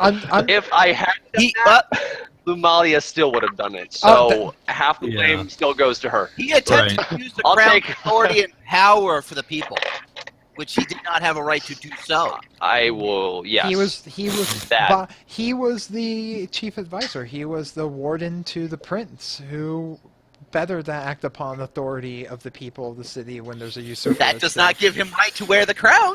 He didn't wear the crown. So he didn't claim to wear the crown. He had the crown on him. No, I need to go back crown and was listen on to these. him. He was not wearing it. Wait, LeShock. We did steal the crown from that guy. Episode 2. He It was puts in on his the bag. crown, his eyes glaze over, and then he dies. I'm gonna have to re-listen to that because I don't think he put on the crown. Yeah. I think No, because we didn't learn about the crown until you we looted went him. through his bag. Yeah, his eyes glazed over as he was like ranting. They found As the he crown was on his dying. person. He never put the crown on. I'll put gold on this right now. He put on the crown. I've got the MP3s 2,500 gold. I got the MP3s right I- here. I'm gonna pull up this in. I'm gonna listen, and we're gonna find out. Right. You do that. I'll be right back. I gotta pee. Yeah, I gotta get I my have eyes to pee about it. too. I have to pee so bad. It was in the sack. Twitch chat confirms. Thank you. I knew. Okay. Thank you, Twitch. Your comments are more helpful than you realize, LeShock. I mean, I've had a lot of time to really kind of get the whole Garako religion into a place that I felt was like cool and speakable, and I like this very kind of philosophical warrior monks. Really, kind of like I dig it. I wish I would have known, like, if I had brought a trophy before, then I would be a lot better off. So, that's kind of my plan going forward. Well, it always judges, not just his wife. how well you fought, but why you fought. All these other people who kind That's why it looks at the history are all of it. So, there. fighting And pirates. they were just like, so why That's are a you doing just this? great And fight, we don't demanded really of the people, you know? So we were like, And even fighting those mercenaries, you were doing it to protect I gotta play allies, for a little and bit you more. tried to give them a And then bit, this and they song, ambushed our you, song, honestly. 30. Like, And then- those were, Okay. in the eyes of Garako, those were just fights and well fought. You did everything right by his rules. Well, if those were just fights, then I think what I'm going to do should qualify too. Oh God! I'm a No. It's nothing Lumalia level. I don't expect. I expect it to be really fucking cool, actually. But Yeah. Does it involve the gloves? What? Oh, it will probably. But I should learn the names of those two people that are with Eremos. oh yeah, they haven't been named yet. Because literally, you've never pressed me. But I'm gonna refill my drink. Yeah. I'll be right back. I personally, my favorite moment was Lady Bloodbane dropping the mic on Venris about the spine. That was I'm so bad when it comes to conversations. So Yeah! It's really great. I love it. I'm like bad. everything. Like no matter who we talk to, it's like yeah, we kind of fucked that up. It's like, oh my god. And I'm supposed to be talking to my father now too. Fuck. Right. I wish we could just say, you know what, everyone, we gotta fuck this up. Can we just leave? Yeah. Hey, Haber. Yeah. Does your plan have to do with challenging somebody by might? Yep. Yeah.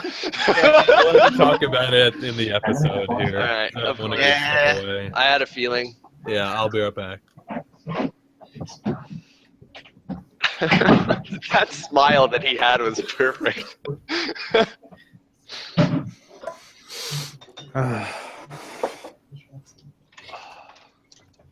That's the real reason they don't want you on anymore. Oh, Jesus.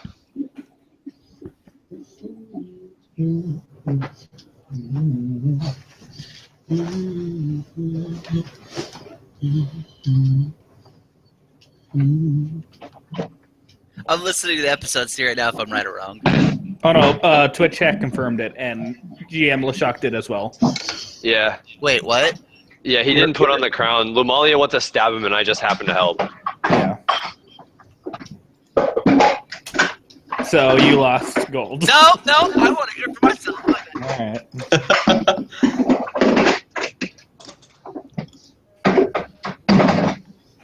Sparky even confirmed the things you control are monsters, Phil. Oh, they are beautiful creatures called Venris Long Arrow. No, okay, the Venris fucking zombie clones are creepy as shit. I'm not even gonna lie. Yeah, I don't like them at all. The Venris popping out of the bag, I was like, nope. You know what I Not like? near that. You know what I like less than all of that though? Two-time in Venris. Two-time in Venris is a motherfucker. I really don't give a shit about the politics. You don't give a shit about us. No. To be fair, done very everything often that he that's been gets. reciprocated. Except for this. Fair. You guys are driving me to drink. That's how fucking tense the last hour And and a now half I'm were. about to get my ass spanked Oh, by Lashok, and I know By your daddy? it's about to happen because I'm terrible at this. I have been so fucking excited for this episode all day when I realized exactly what was gonna happen. Yeah, I'm ready to get spanked. Let's just bring it to me. Did have things played out the way you thought they would? I didn't where it was gonna go. I didn't know. I just knew where it was gonna start, and I know what everyone's opinion is. Double buttons. Nothing like getting an email saying your bill is past due. What? And you go and look at your account. Your next payment's due on March 7th. What the fuck, email? Anyways. Yeah. Like, I have a hard stop at 10:30, but rather than like break up the action or not be here for it, I'm just going to end my recording and just disappear. And that will be the point. Hold we'll on. have Hiram be exhausted and Wasted because now he feels healthier. He thinks he can already start passed drinking out. again. oh Yeah. god, he feels better and he's gonna drink more than he can handle with a con that's still lower by 5. Because that's still what Machinorum would do. What would Machinorum do? I'd sure be kicking ass or two. That's what Machinorum do. Oh, man, if the real Machinorum You know- was here, It's funny. I miss your paladin a lot, but I miss him too. thinking about it, we also do need ranged DPS. Thinking Real about bad. it, I don't know I'm how sorry, I'm well sorry. things I'm would not have gone sure. if he was here. Yeah, Machinorum, the paladin, alongside of Venrus Long Arrow, the evil Fenris necromancer. would not fly. No, Yeah. I've No, actually here- got a here really he- good no, idea. by the No, way. I've heard your idea, and it wasn't a really Wait, good idea. wait, what's the Not- idea? I Not wanna to hear drop I had that- two ideas. Not to drop that on I you. had two ideas. All right, anyways, are we... I had two ideas.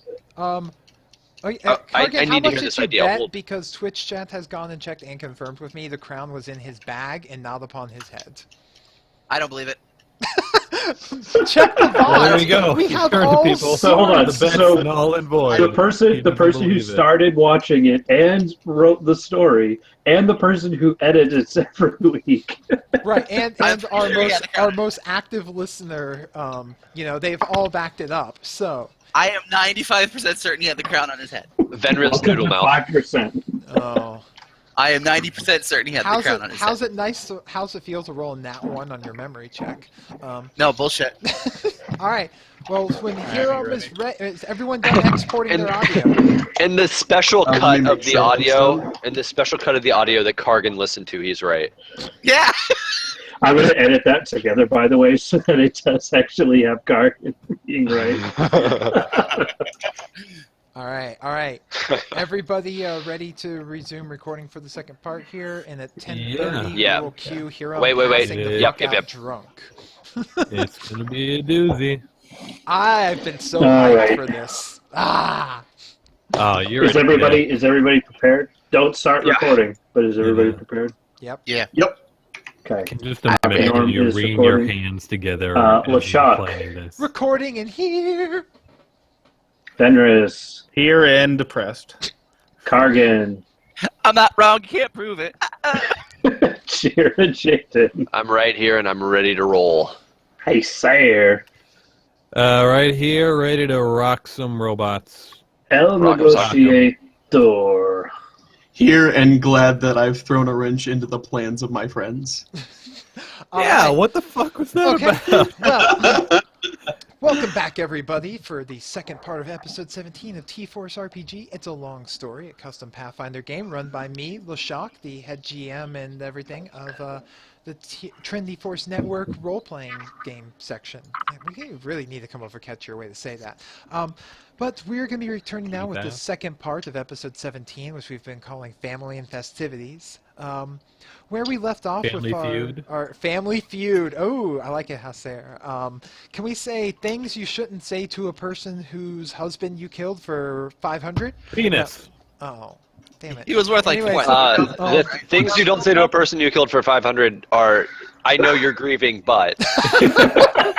but Here, take some money. It's 4,000 Or- enough? anyways, We only where burned down your buildings. where we left off is the party had arrived for the Independence Festival at Victoria Point, ready to celebrate with their friend and negotiator, have a good time, and try to convince him to the cause of the rebels. What they instead found is they sat down to dinner with the negotiator and the heads of all the collective peoples of Vestralon. Without any warning or expectation, it seems El Negociador has more or less ambushed everyone with diplomacy. We weren't ready for That's it. a diplomacy sneak attack, by the way.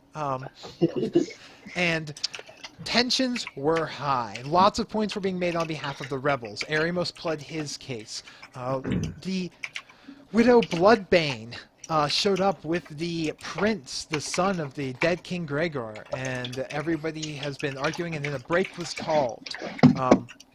Where we resume now, we've got the party having spoken to almost every representative of the council, with the exception of Thomas Marshall from Avalery, who just sat on the floor tinkering with something and no one paid attention to. The party is now... Actually, technically, he didn't talk to the negotiator either, but whatever. The party has gone and talked to various representatives and come back together to talk about what their plan of action is before the meeting resumes.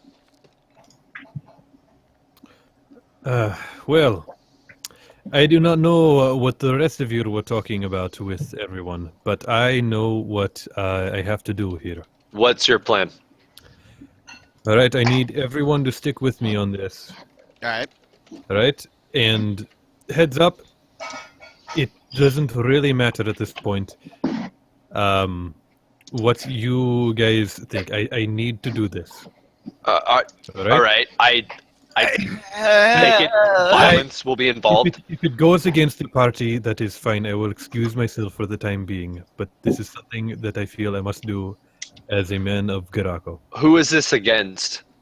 This is. I wish to not harm either side of the party yet. What I need to do. I need to fight one of the generals that is with Eremos, as well as going back and fighting Deacon?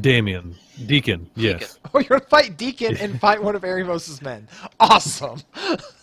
Or fight Eremos himself. So you want to see who might makes right.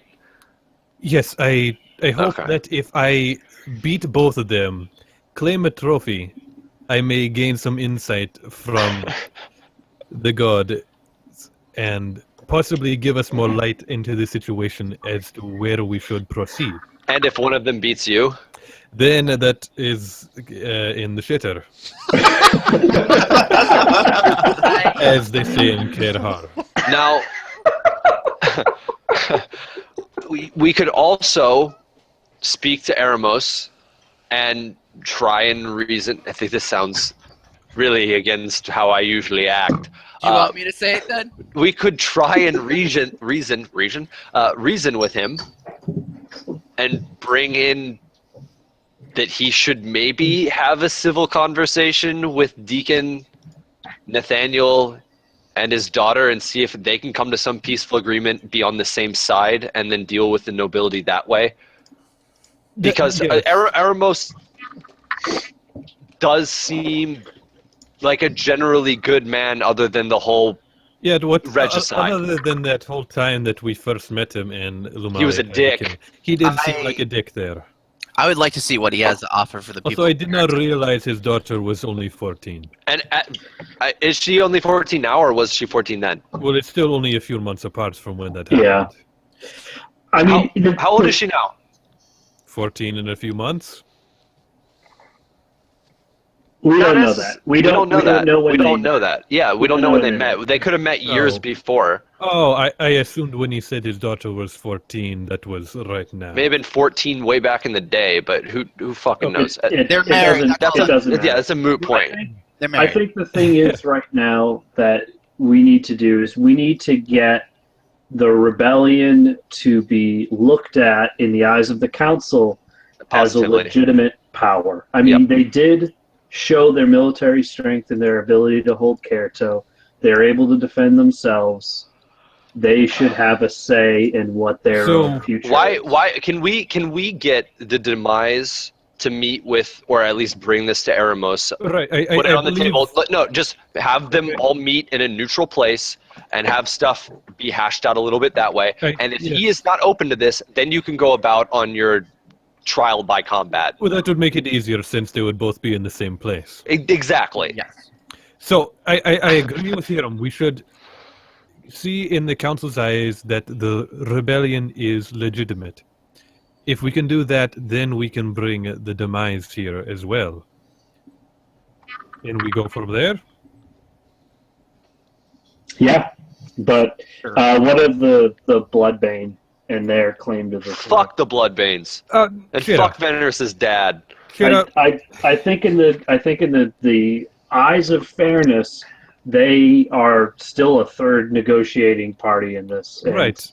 No they're- matter how you feel about this, Gregor still does have claim to the throne. And their bid for the safety of the people of Kerato and our whether or not we're criminals might rest on us taking over and finishing what we started, getting the people put back into power of Kerato, but under the rule of Gregor. But if there's any actual clout behind what Eremos said, and that there's some more deep-rooted issue between the nobility, then we don't want to have anything to do with them. They're more problems than they're worth. But I'm still It doesn't seem skeptical of right. that. The Bloodbanes, perhaps, but Gregor, it does not seem right to throw him under the wagon on this. yeah, I mean, the rebellion Yeah, sure, didn't give him a start sword. Let him until- fight for the position. He's only the- 8. Yeah, challenge the 8-year-old. Might makes right in this situation. I wouldn't want to fuck with that crown, actually. Go fight the 8-year-old, Hester. See if he's worthy. I actually, that was part of my reasoning. If he points his sword on me, then yes, I will. But El Here's part of my- Negociador busts back into the tent, downing the last flagon that he has in his hands, and says, "Friends, enemies, gathered guests, we convene again for why our." would he say enemies? There was a Frenemies. question in there. Hiram wants to get like the biggest, just go get another flagon of beer and just fill it right up to the top, and he's ready. So Hiram sits down next. Now the kind of seats get a little bit rearranged, a bit, and Hiram finds himself sitting next to King Morris McStravick with separated from each other only by a keg of beer between the two of them. And he I holds give him the up a thumb. I give large. him the thumbs He up. holds up a large flagon to you, to your health. Hey. And begins to, every time you finish a drink and he finishes a drink, pours one for each of you. So, I love it. I believe what the El Negociador is trying to say, more says that they're telling one, is that it's time for us to reconvene and continue this discussion. I mean, we don't want to delay the festivities too long, so at least get this begun. As he hops back over the table and drives the sword back into the ground as the glyphs and runes reappear underneath everyone's feet. Sweet. Well, I look around at our party. Like, is anyone going to stand up? Then I'll stand up here and talk. Nope. Go for okay. it. All right. After discussing with our party as well as other members of this council, it is our feeling that, if nothing else, this council should realize that the rebellion in Ternog is legitimate and should be viewed as such. As a first point. I don't believe that, for once, actually, the representative from Alpha was up. I don't think anyone's said that you're not to be taken seriously. I mean, you're at the council table, aren't you? Fair point. It would seem that our adversaries do not feel the same way. We do not, Says, perhaps, adversaries. I feel the people have the right to their voice, and if they are displeased, then I should definitely be one to have to hear it. But I think that it should be done through diplomacy and not through rebel rousing the way that you all have forced it upon. Didn't you not send an army to Karato? That's not really diplomacy more than it is quelling people who have I do believe that army was ambushed on the road before it ever arrived to the town to try and restore peace and order. My men did not strike the first blow. Whatever the point may be, Eremos, we come to you asking for a solution here. We have been talking. We realize that perhaps some missteps have been made when not all the facts were present. We can recognize that. What we ask of you now is, it is our wish as a party to solve this matter diplomatically. However, as much as we would like to speak for all of the members of the rebellion, it is impossible for us to do so without the members of the Demai family. No matter how much we wish to proceed with diplomacy, it will not mean much if they are not willing to also agree to this. So, we ask you and the rest of the council, if we may bring the members of the Demai family here to reach a peaceful solution between the people of Karato and Tirnog. A couple of them sit back And Damien goes, well, the festival is set to go for several weeks, if memory serves. Is that not right, El Negociador? Yes, of course. There will be fighting. There will be jovial jests. It will be magnificent as always. That could give lots of time for us to consider such a heavy-weighted issue. For you to go back and retrieve this leader of the rebellion, this deacon, you say. Asiam Hastam has no issue with this. Decisions should not be made in haste, and we should hear all sides and points. Rob Tug kicks back and comments and goes, yeah, I think that's a pretty solid idea, to be honest with you. That if you apparently can't speak as the voice of the rebellion, as I thought you were the representatives here, then I would not want my time and the others to be wasted with people who can't cast a vote for who they're representing. Rob Tug, we are messengers and diplomats of the rebellion. Well, if you're However, not a we diplomat cannot with the speak- ability to make the decision entrusted upon you, then you're not a real diplomat, and we should be speaking with other people. Are messengers supposed to have the power to decide how to rule? I did not know that was the standard in the courts here. I'm sorry, are you a messenger or are you a diplomat?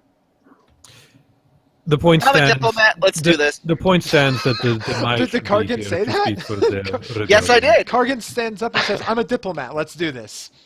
All right. Aramis, what do you have to offer the people of Brom, please. Bomb's getting bumped, and I'm getting drunk.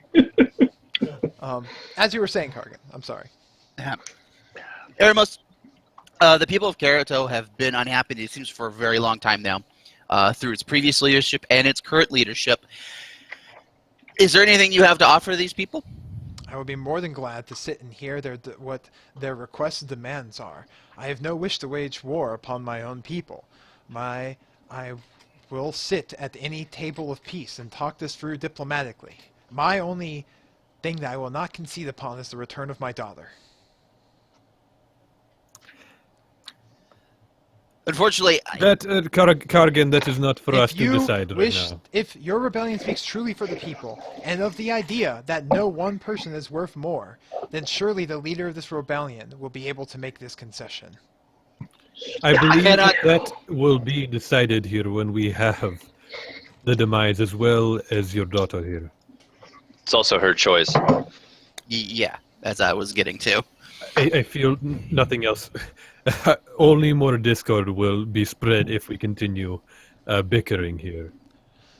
So, if I am to understand this, the Lord Long Arrow says, then does anyone object to the idea of these messengers, if they are not here to be able to cast a vote for the rebels, going forth and fetching the true people who can speak on this behalf, and bringing them back here to be able to make these decisions?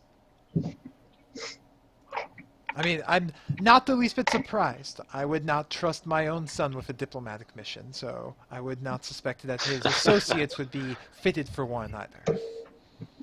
We also were not aware this session were going to be taking place In as all well. fairness, we are not diplomats. We were not sent here to be diplomats. And I look at negotiator. We are sure as hell we're not ready to sit on a council with all the members of this world.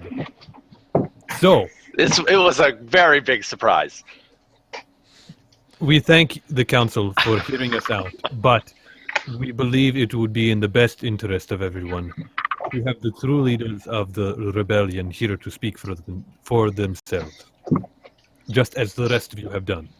Very well. So, as current head of this residing council, are any gathered members as representatives in opposition to their gathering of their leader? I am not in opposition, but I do want to request that if any foul play is to occur to these individuals en route to this place, that those who are guilty are held completely responsible and punished for those actions. This is at the table of parley, Rob Tug says. No harm should come to any said member within this. I'll hold you all to your word. Okay, so El Negociador looks out to the representatives. Are there any in opposition to this? Everyone looks around and nobody raises their hand, and The King of Stormhaven jumps up. I not only do not oppose, but I support into the fact that I will gladly give one of my Griffin Knights will gladly fly members over there to pick up. How many people do we need to retrieve? We can expedite this. 4. 4. I can lend 4 Griffin Riders to go and pick up these people and to take however many of you. The Griffin, he starts to turn his head. I can expend enough Griffin Riders to take you there and to bring them back. I'm sorry, I've had quite a bit to drink, everyone. And I get up on my chair, I stand up, and I go, here, I down my drink, and I pour one more for me and one more for him. He toasts you. To your health. Excellent. Well, with no opposition to this, we will convene the assembling of the revolution's leaders, and in the meantime, we will have friendly jousts. Many of you are valiant warriors with representatives to your causes, and we shall fight as warriors together. Yes. I wish to settle our draw last time, Negotiador, Morris says with a smirk. You shall never best me, but you will try.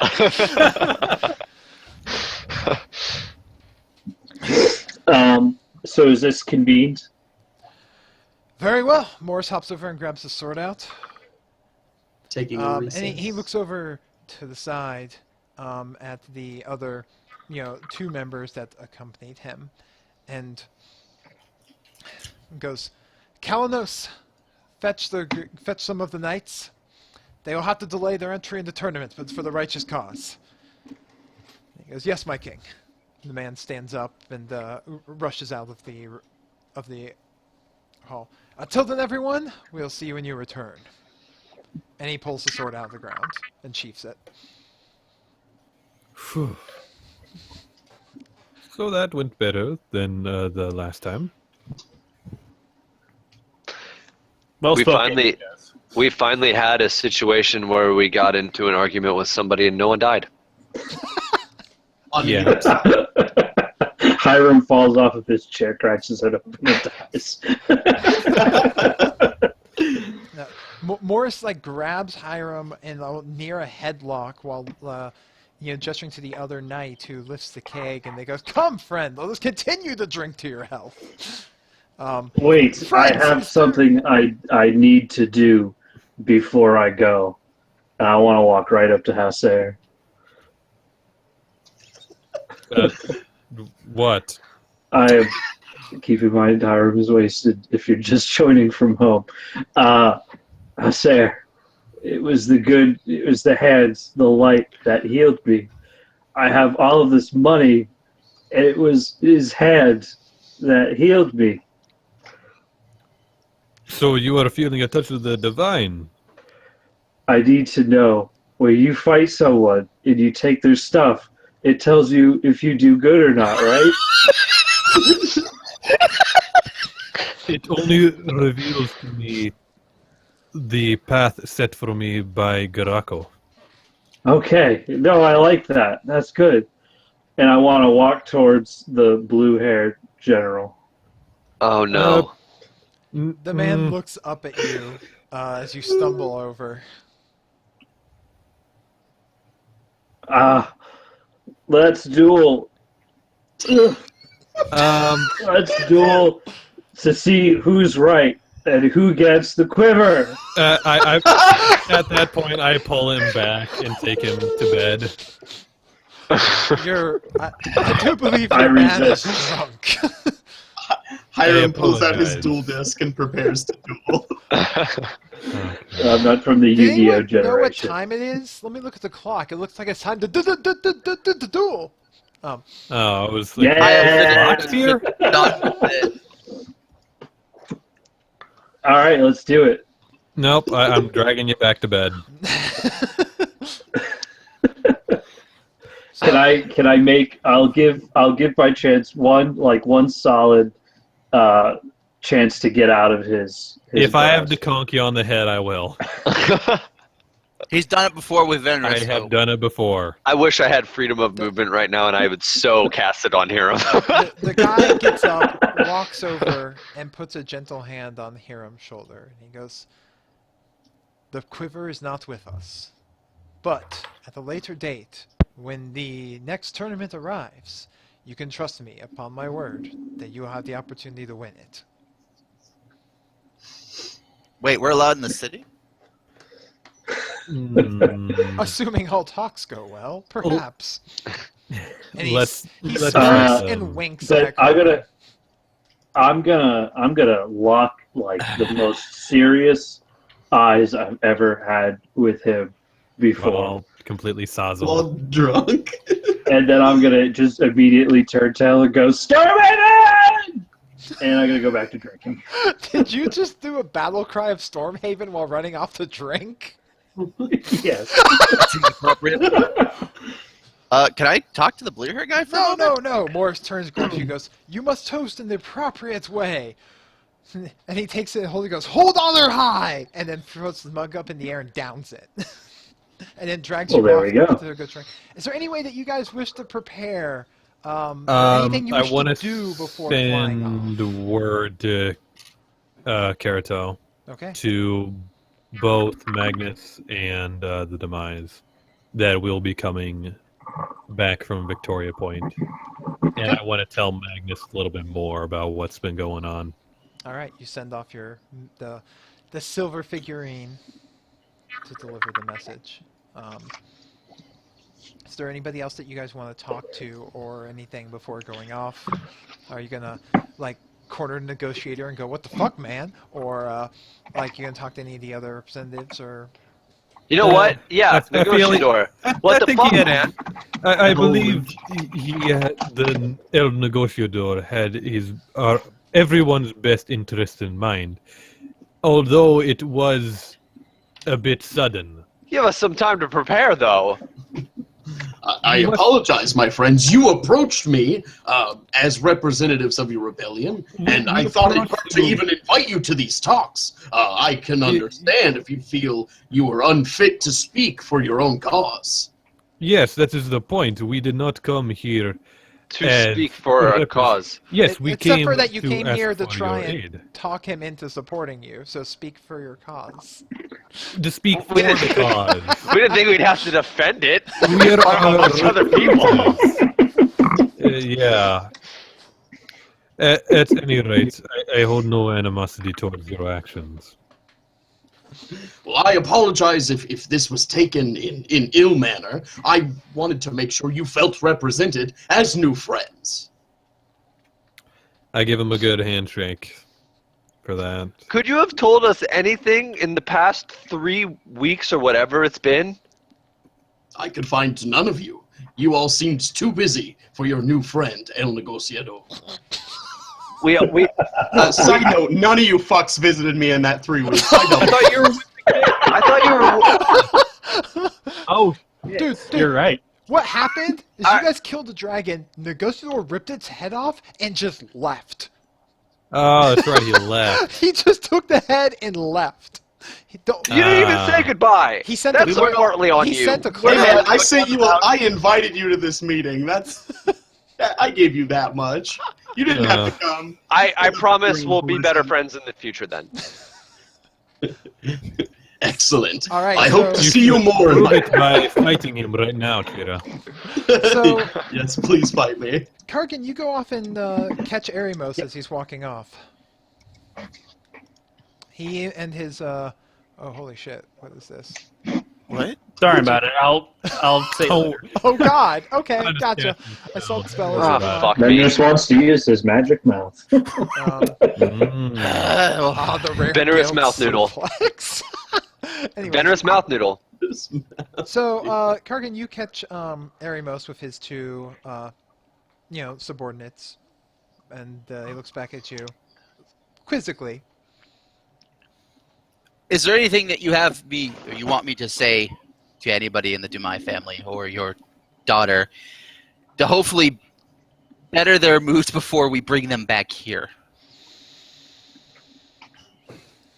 Tell them that I have used harsh words, and it is not Understatement my of intent the millennia. to drive them away. And I only wish to please the people, but they must understand in the end that peace is the best thing. And for Nathaniel, I have been rash, but he is a good man, but oh jeez. I cannot bear for another repeat of his grandfather's mistakes, and cannot risk my daughter in that manner. For this I will say no more. What? Ooh. Aramus, if what you were saying is true, which I have no reason to disbelieve you with the corruption within Tirnog, am I to assume that the darkness has passed, or is there more trouble to come? That is yet to be seen. I guess you could say that the die of darkness was cast, and what the role will determine has yet to be seen. Then would it not be wise to gather what strong forces we can and unite as one, as opposed to bickering as three separate forces? My wish is to everything I do, I assure you, is for the best intent and the best of knowledge of Ternog, for what may yet to become. And he turns and walks away. This is some goddamn Fable 3 bullshit.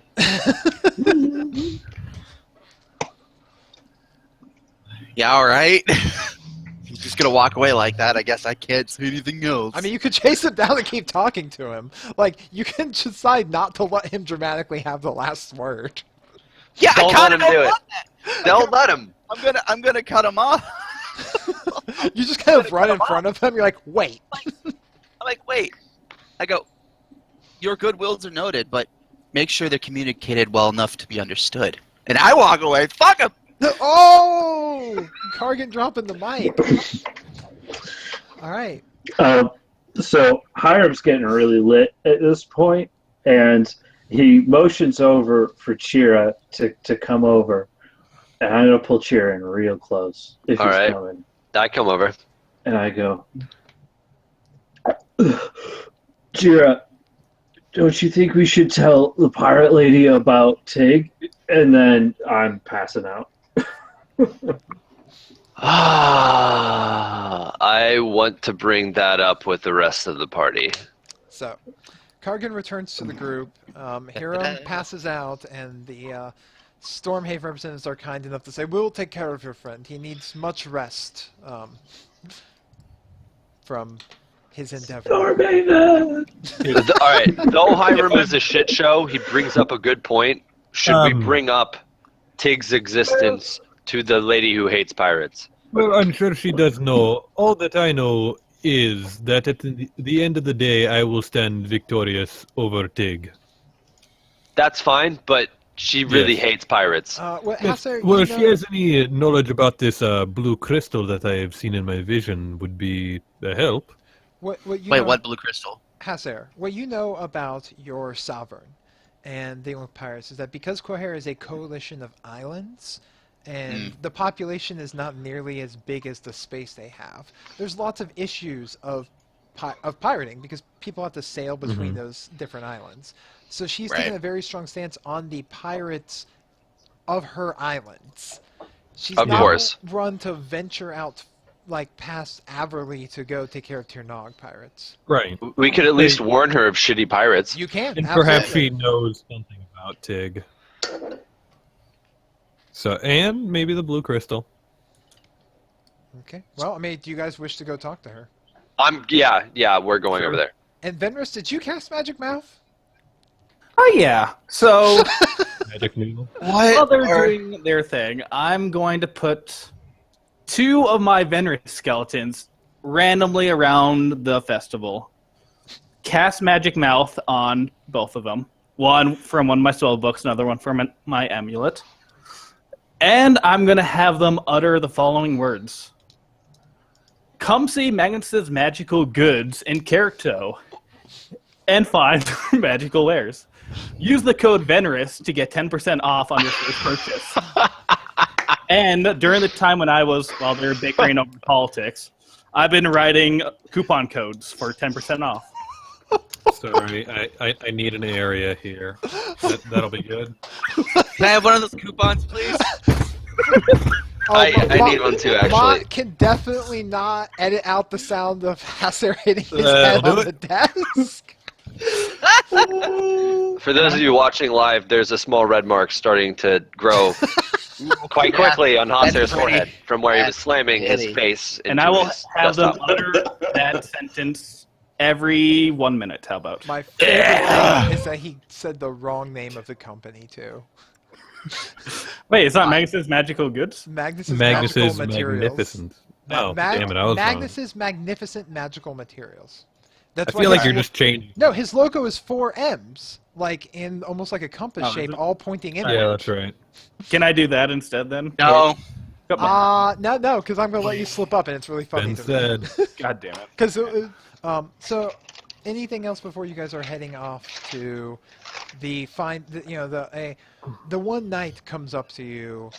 He is a like roughly close to middle-aged man, probably early 30s, maybe mid-30s, of like thick black hair, slightly graying at the temples, and a well-kept beard. He'd been referred to as Kalanos by the king of Stormhaven, and he goes, I have been instructed that me and my knights will be giving you passage upon our griffins over the mountains to expedite this. When you are ready to go, please let me know.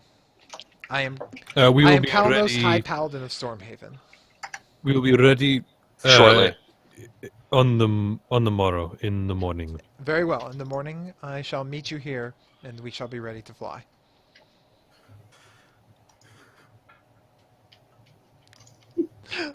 The advertising Fenris. nemesis. Oh my god. Thank you, Calgros, for your assistance with the Griffins. It is much appreciated. But for now, I think we must rest and ponder the day's events. He gives a firm salute and nods to you and says, "Hold on there high, friends," and walks away.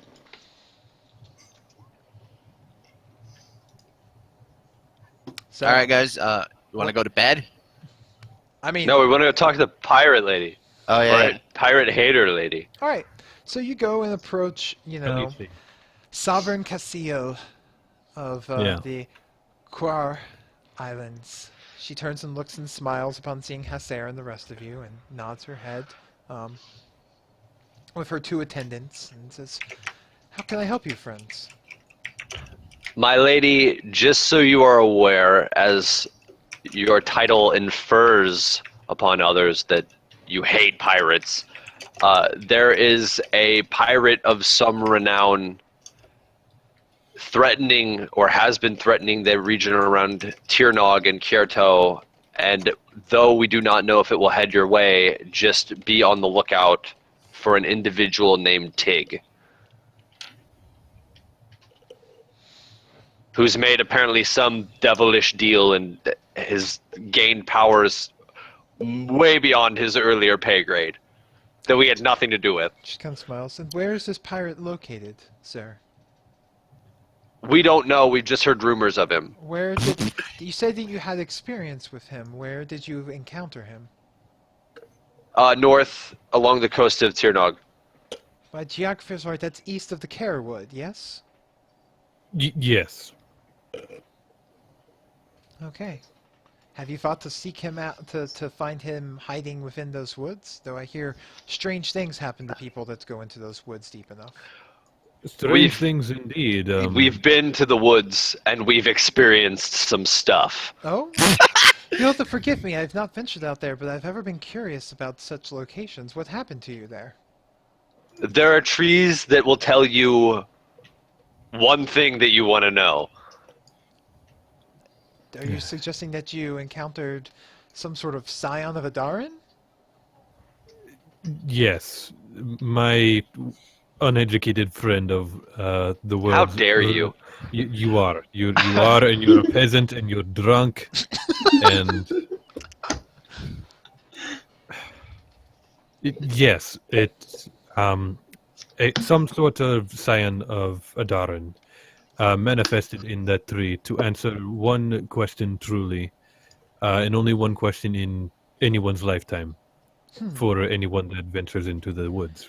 And so you say that you dealt with this pirate, and he was loosed in that area, and then since some time that he was loose there, he has come back with greater powers and capability.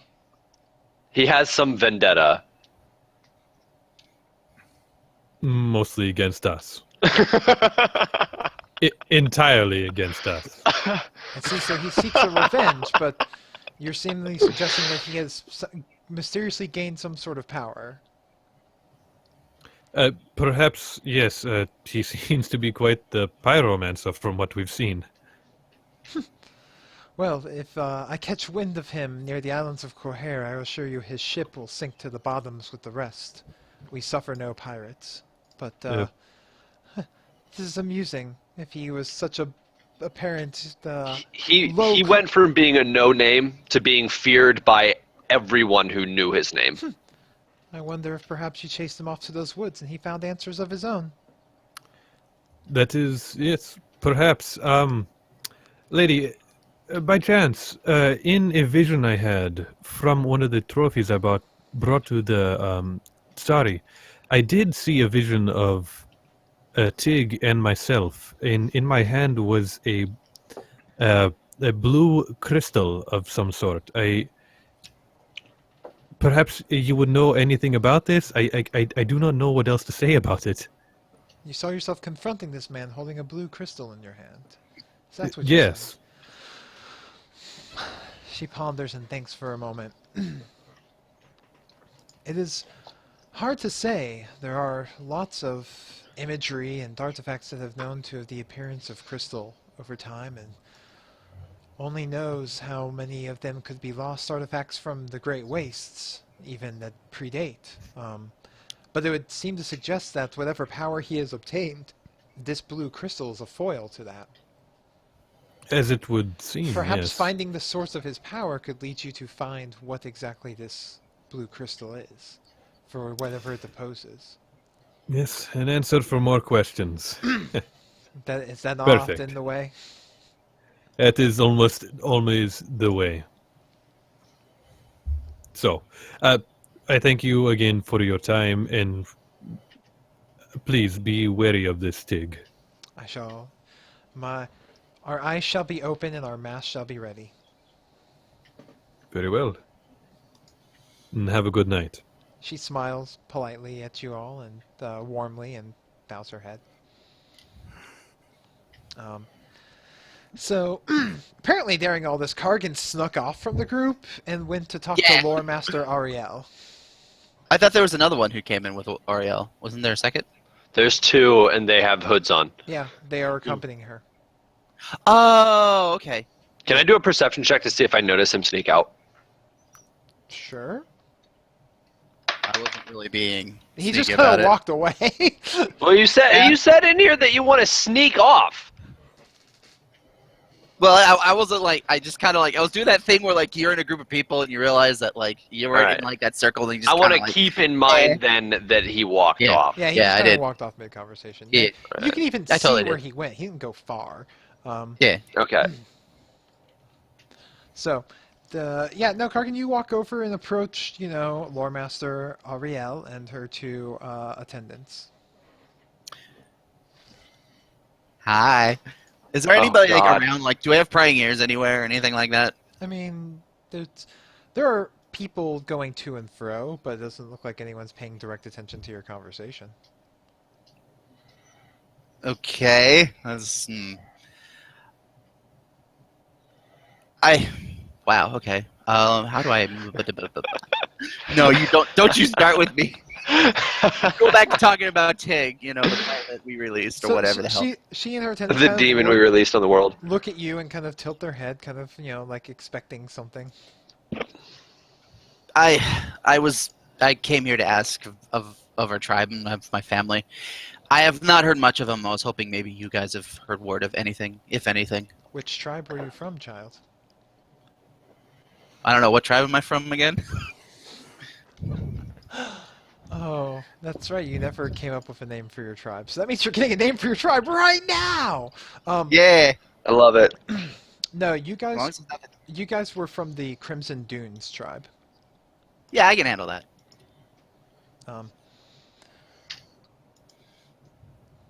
The Crimson Dunes.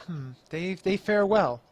Their ships roll with the changing sands. They dig deep, they dig hard, and they trade well. That's good to hear. But how's Ma? Right. Oh, that's so funny. About that, I have reason to believe that somebody has want to gain a foot of our secrets of said ships.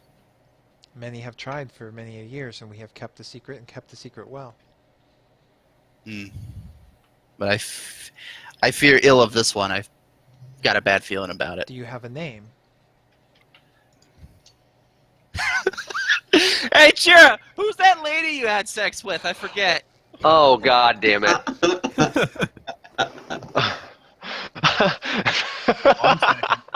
Captain Tristan. Yep. Tristane. Hey, Venris! Tristan. Wait, is that actually Venris or is that the coupon code Venris? I can't tell.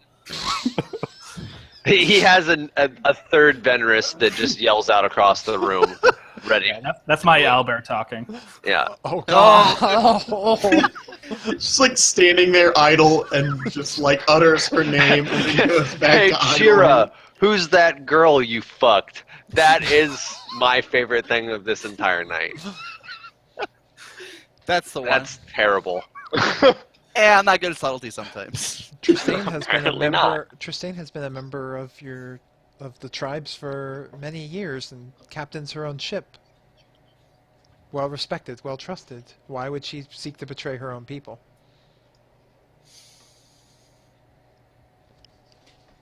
Money, profit, I'm not sure, but She might not be herself. she also might not be alive. I see. Your concern shall be noted. Thank you. Can I tell if she's being genuine about that? Sense motive. Yeah. Where's my sheet? Oh, right. I gotta pull up my sheet again. I'm gonna roll dice. I'm gonna I crit. No, Hey. she's totally being condescending right now. Yeah, all right, whatever. I mean, Well, after all, thank you for your time. You are in exile, after all. I don't give a fuck. Yeah, you do. Don't lie to me. No, I don't care. So okay, I'm in exile because I killed my brother. I don't give a fuck. this is true. All right, That shit so away. is there anything else you guys are doing before the night ends and you're preparing for the journey in the morning? Yeah. Nope. What are you doing, Chira?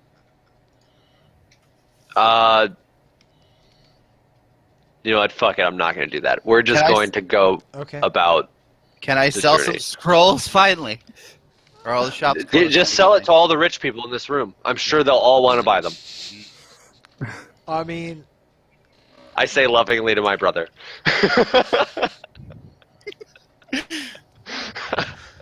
you're on your way back to Magnus to wherever he's got some sort of new shop set up. Maybe some of your Oh, does he? scrolls sold. Maybe you'll see. Cock tease. All right, whatever. Oh. Let's go to bed. Or you could try and get the Venris clones to sell them. No, I want them to sell. Especially the owlbear one. Come on. Scroll of healing, you buy? Good deal. All right, so you guys rest for the night. You know, and you're in the pavilion tent set up by Bank since he rejoins you guys, and you have a dream. You all have a dream where you once again see that kind of black void with all the many starry lights around. Do I see everybody else with me? You do, actually. You see all of you floating in that void, and you kind of hear... Hey! You're unable to speak or really move, but what you end up hearing is a voice just kind of like echoing throughout it, saying, "Be careful, the real trouble's about to begin." Can you be less vague? I try and say. And, You know, think really hard. and you guys wake up, still well rested, except for Venris, who only slept for 2 hours because he's creepy like that. And I would like to bring. I had this dream too. yeah, you all did. I would like to bring this up with El Negociador before we head out on anything. I'll wake up early if I have to. Okay. I mean, it's not hard. You find El Negociador in the morning, currently having 12 dozen eggs, so he's roughly the size of a barge. That's so many eggs. I hope anyone got the reference, but anyways, moving on. Did he just eat a dozen eggs? Yeah. I mean, when he And now was, that he's grown, he eats 5 dozen eggs. Yep. so he's roughly the Yeah. size of a barge. Yeah. Moving on. All right. So you find him eating a gigantic breakfast.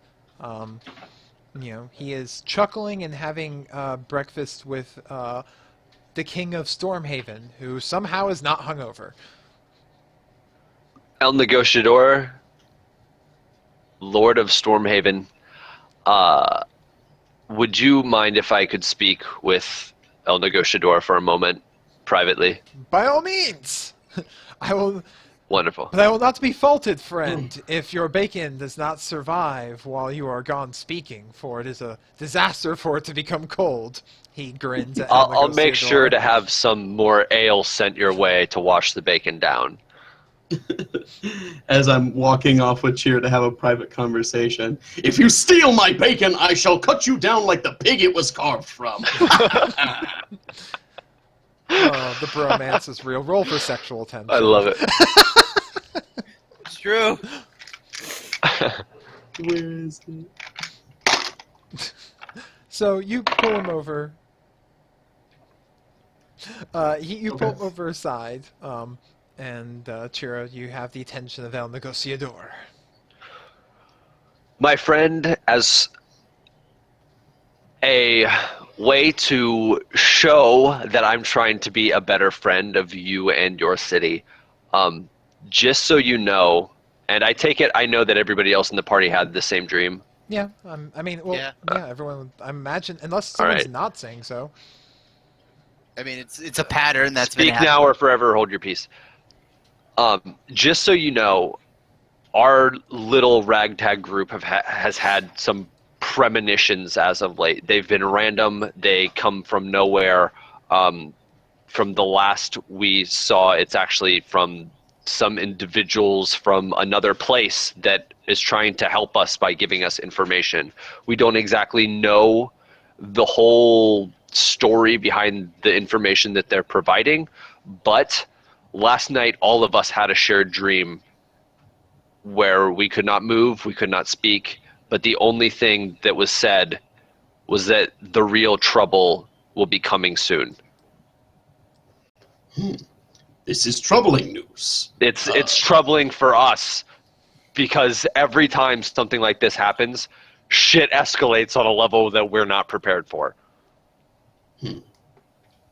That is a grave tiding indeed.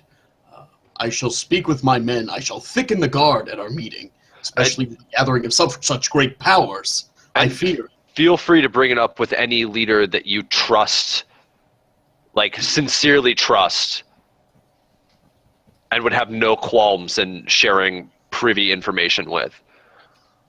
Yes, of course. Me and my gathered friends shall convene to do the best that we can to defend you and all other gathered guests. Thank you. I thought you should be aware. I appreciate that, my friend. Would you like some bacon before you go out on your trip today? I would love some, and make sure that that beautiful man over there gets another flagon of ale or mead or whatever he chooses to drink. Perfect. Come join us for a small breakfast and you can be on your way. Awesome. So you guys, Did he just call that a small breakfast? you guys turn around, Yes. and Morris has eaten all of the bacon. You son of a bitch. I stay true to my word and I slug him in the arm and begin a small morning brawl. The day turns into a straight up, like, they're breaking tables, throwing each other around, yelling "ha ha" and such at one another. I grab a fantasy donut from a broken table and walk out. It's a bear claw. Oh, okay, that's fine. An owlbear club. That's An apt. owl bear claw. It's an owl bear claw. God. All right. So, you go back and meet up with the group over by the tent who have all been getting up and getting ready, and Kalanos is there with 7 other men and 8 griffins. All right. So who's staying behind? Wait. I would like to stay behind. I need to speak with my father and Right. prepare for stuff. What are you up to? All right, good luck with that. Venrus, do you think you could be a little bit more forthcoming with some of the information that you're clearly withholding from the rest of our little group? What do you want to know? At this Everything. point, I just have a defeated look on my face. How fucked are you? I lied to my father. Yeah. Bank has been telling him everything. This is true, sir. No shit. Bank literally stands there and goes, "This is true, sir, as I have been ordered." I need to confront him and speak to him as a man. You are not capable of doing that, but continue. Can we hold off on that until I give him like, don't do this to me right now. Look. can we hold off on this until after the negotiations? I Yes. believe I believe that this is something that if Venris has to do, he should do it. It won't take no more than a few days, I'm sure. We should be back by about then. We should be back very soon. It should only take you about a day of flight versus near a Right, week over the they're mountains. griffins. Actually, they're great! not- Wait, you guys are on the other end of Victoria Point. You guys are here, so it's been a day basically over the mountains from Victoria Point. So it'll be about 2.5 days of flying. It's okay. Bank, make sure Venus doesn't get himself killed. Certainly. Well, Part of my well, duty is to thanks ensure on- his safety. Thank you, Bank. If there is Fucking any bank. danger, if there is any danger, sirs, I'll be certain to run and get El Negociador or one of the other allies. Even if Venrus's father decides to put an end to him, I don't think his father is. you that would. forthcoming? I don't want to assume Well, anything. he is a necromancer. I'm sure he wouldn't mind having an undead son. I'm pretty. That obeys everything that he says. Thank you, Bank, for all the services you've done so far. It's appreciated. He nods. We'll be heading off. There's a part of me that wants to kill Bank so bad. I can't. What? I can't. Fucking hate Bank. You've gone from loving Bank to hating Bank. He was your He's favorite. funny. He's funny and he's very entertaining to have around. I fucking hate Bank. Can't hate Bank. We've known Bank's intentions from I don't know, the lighthouse. I know, but he's a crutch. I don't like him. Are you saying that because he only has one arm? Oh. So Kalanos just goes, "Are you sirs ready for the ride?" Yeah, it sounds Yes. like fun. All right. Each one of you basically doubles up with a knight on a griffin. The empty ones So we are don't be carrying the fall off. people up. Yeah, because they know what they're doing. Of course. And then once they're on the side, Can I try to assist with a ride skill? I don't Sure. want to do that. Are- That'd be terrible. Are you guys riding with generic Stormhaven Griffin Knights, or is one of you riding with Kalanos? I want Kalanos. Okay. I guess Oh, I'm luck on here, I have Kalanos. Yeah. All right. So, you guys get on there and take flight at Venris as you watch them all fly off and start to make your way towards having your confrontation with your father, which we will come to. I'm not cutting the episode just yet, but we're gonna go with the flying party right now. Yay! As you guys begin to, take your flight, and you stop off and near Victoria Point, have a very break lunch, make camp. It's all very simple.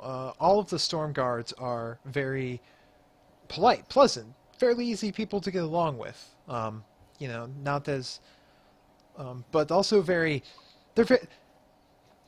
really, To the really point. good.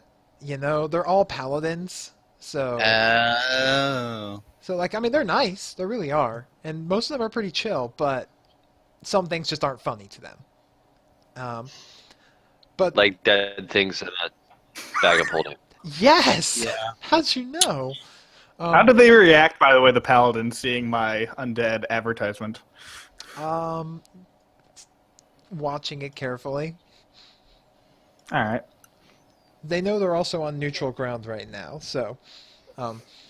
But the first sign of stepping out of line, your ass is going to get smite eviled into the ground.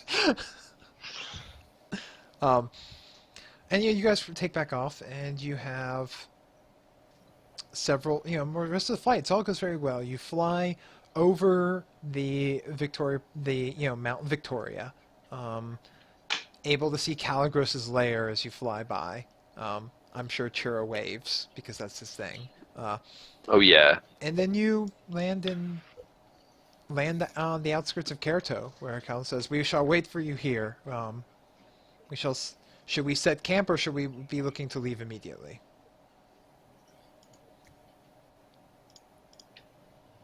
I say we leave now. Very well. I will wait. We get here and we leave without him. We will keep the mounts ready. All right. So you're making your way into Kerto. So what you notice from the sky actually is that some of the a lot of the area is starting to look a lot more fortified. Like you've been gone for easily a month now since you've last set foot in Kerto. Sure. Okay. And looking around the place, it looks like they've definitely fortified it, and all of the troops are well armed and armored, and it looks a lot more disciplined. And it seems like everyone's actually in formation when you arrive. Like you see columns of soldiers, 1,000 strong, all kind of lined up around, like centering around a center area. I take note of them and keep trying to head for Nathaniel and Deacon. So I want to bring up with the party on our way here. I think Nathaniel is a much better negotiator than Deacon. True, but you must. The daughter's going to get involved, and things are going to get real dicey. That is a big problem. So, are we bringing both of them? Because I doubt they'll want both to leave, because that way, if anything goes wrong in Victoria Point, there's still somebody in the rebellion to lead on afterwards. I say we leave the decision up to them. Erimos's daughter, if she wants to come or not. All right. All right, so you guys where are you headed in here? Are you going to the center of these, like where these troops are all, because they're all centered up facing inward, like to something in the middle, or are you heading off to the farm? I want to ask the troops where the demise are. Yeah. They kind of look at you surprised and say, "Sir," and say very quietly and hushly, "The demise are in the center of the formation, sir." Then we head to the center of the formation. So you begin walking through these columns, and everyone's in tight, like military, but also give me sense motives. I would love to sense a motive. Oh, that's not good. That's a 6. Oh no, you can't. Hey, these guys are standing. Everything's great. Here. 19. 28. So, Hassel, you looked at they seem a little tense to you, but you can't really get up another thing. Kargan, being one of the more empathetic members of the group, you can actually see, like, after looking at the faces, you've seen this look before. These guys have a look of mourning on their face. Oh boy. Fuck! Kargan, what? They seem like they're standing at attention. Move. What's going on? You guys, Kargan quickens his pace, moving towards the center. I guess I'll keep running We after him. quicken up. You guys get to the middle there, and you see that as you get to the center of the formation, you see Deacon, Nathaniel, Urig, Ashton, and Magnus, and several others, all kind of standing there. All are dressed extremely well in mourning And clothes. the princess? You see her sitting on top of with an open casket about to be laid into the ground, with a heavy bandage wrapped around her throat. As you hear, Deacon speaking in a softer voice, and he kind of looks up and at you and goes, "And as we lay, Oh, I'm sorry, Tabitha's there too. Fuck, how can I forget that? Anyways, as we lay the sister-in-law I did not get enough to know, my sister, member of our family, into the ground, taken from us with knives in the night. As he holds up a dagger that's got like Erimos's crest in it and clenches it in his fist, by a cowardice man who coveted his own daughter so much that he would rather see her dead than free, making her own decisions. And you see Nathaniel looks dead, like his face, and he's standing there, and he is gripping, his knuckles are white as he's gripping the handle of his warhammer with its head towards the ground. We will not forget this. We will not let this stand. Boss, can I make a sense motive on Deacon himself? Absolutely. I want to do that as well. That's going to be a 30. I would like to from 200 miles away. I rolled a 20. It's not natural. 19 plus 1. Okay. You know, he seems pissed. He seems like he's the quiet before the storm. You know, like he's gotten to the point of rage now that it's not even like an emotional thing. It's just pure, there's nothing else there. This was a first about rebellion, but forgive the cliche, but now it's personal. Give me, with that sense motive check chart, Kargan, being so high, give me a perception. You got it. I wish my Please tell me perception. I'm right. Please tell me I'm right. Please get a good one. That's a 21. Please. So you're looking over the group, like kind of getting them all, and you're just like, and everyone looks sincerely mourning and sad. Everyone but Yurig, who just looks almost a little too, like not convincingly sad. As they lay the body of Angelica Demai into the ground. And Deacon Nathaniel begins shoveling the dirt over it. That is where we're going to end this week's game. Fuck! So Yeah. everybody Couldn't really get into that here. everybody tune in next week as we get into episode 18 to continue what's going to happen here.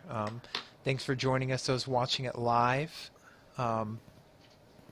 To tune in, next week again. We record live every Tuesday at 8 p.m. Eastern on twitch.tv /TForce podcast, and we release on iTunes and on our website at trendyforcenetwork.com twice a week. Check us out on Twitter, check us out on YouTube, check us out on Facebook at TForce RPG. Then if you can even sign up. We have a lot of people in our community that are playing various different role-playing games. We've got GM workshops teaching people how to play. We do monthly one-shots for people to join and have fun. So come join us, have a good time, and next week we will see what happens with the summit, Fenris confronting his dad, and how they're going to handle this loss to the Demai family. God damn it. I'll see you all next week, and have a great night. Fuck! You